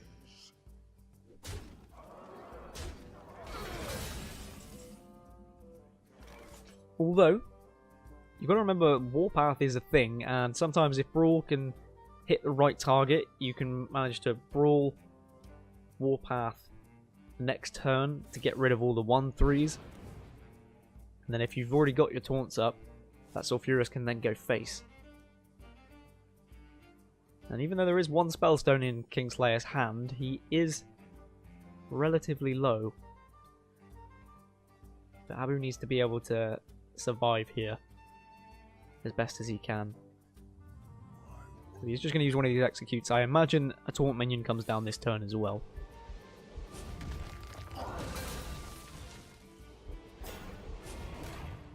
Because realistically, if Abu can get... Oh, this is nice. At least the Cornered Sentry works out quite well here, because he can actually trade off now and fill the opponent's board and play the Cornered Sentry for free, essentially. Sentry, essentially. In theory, for Abu, if he can get the quest up, he could just needs to hit 2, 1, and 8 to be able to win the game from his point of view. As now damage can come through from Kingslayer, but it's not that much in the grand scheme of things. All these 1-3s are just sat there.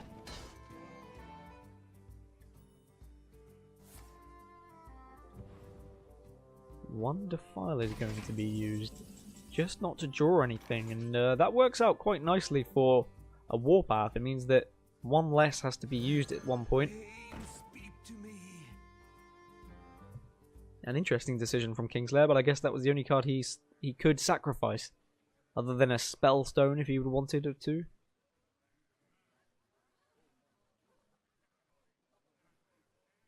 That does mean you can get 2 draws now out of this Acolyte. Well, potentially...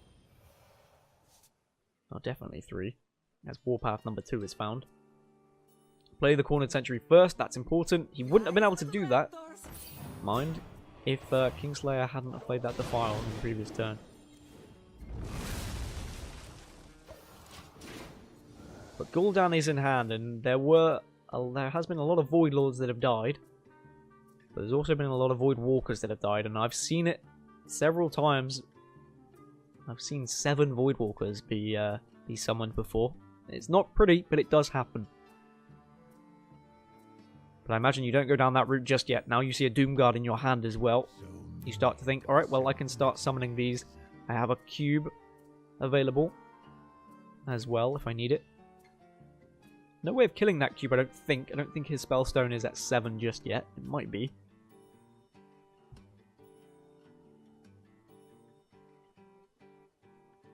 So many possibilities.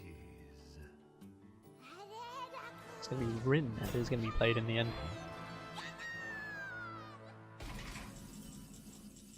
Executes there as well. Now, my worry for Kingslayer is this quest is getting completed. And Brawl exists, and Brawl plus Warpath can be pretty scary, or Brawl and then Warpath the next turn can be quite scary. And Abu only needs to hit that face a couple of times. If he can Brawl and then take it down to a 50-50, which I know can be hard when there's a load of Void Lords on the board, for example, but it's definitely doable.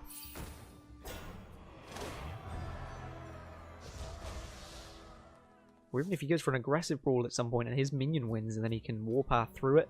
But yeah, he's just going to go out all out now. So Furious this turn and say, well, there's two minions that both I'd be happy dying. I don't think you'd be too sad if this goes face either, because that certainly puts you within a chance to get lethal next turn. You kill off one of these minions, make it 50-50. Either way you're happy because you've got Warpath to deal with these on 3s next turn. Does go face, which takes Kingslayer down to 6. Which Kingslayer is going to have to use this Spellstone just to get out of range to make sure he doesn't die to a 1 in whatever, depending on how many minions are on board.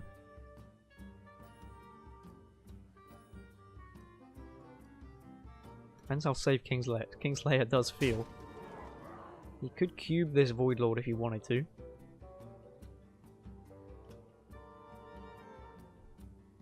He's going to cube the Doomsayer and...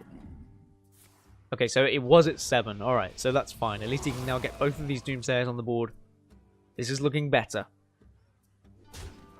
for Kingslayer.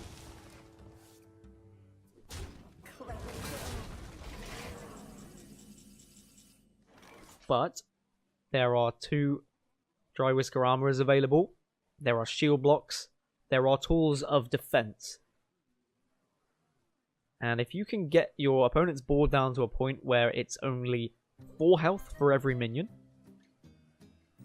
then you can clear everything off with a Warpath, and then you can just guarantee that damage can go face. Or you just get lucky. And this Die Insect goes face twice now from this point, because there's no more healing left except the Blood Reaver Gul'dan.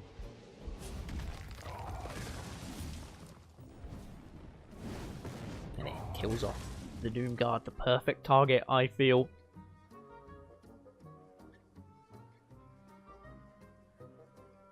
And surely Kingslayer has to just play his Blood Reaver Gul'dan now at this point. Because if he doesn't, there's potential next turn that Abu can just kill off this 3-3, Warpath, Warpath, Warpath, Warpath. The Direwolf Matriarch goes face for 6, and then you just hero power when nothing's on board.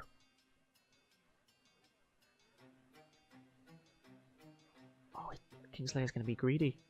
He's going to be greedy and faceless this. And if he trades in, no, he just loses, surely. What does he have? What's that card? I didn't see what card he's playing. Let's see. That's not going to...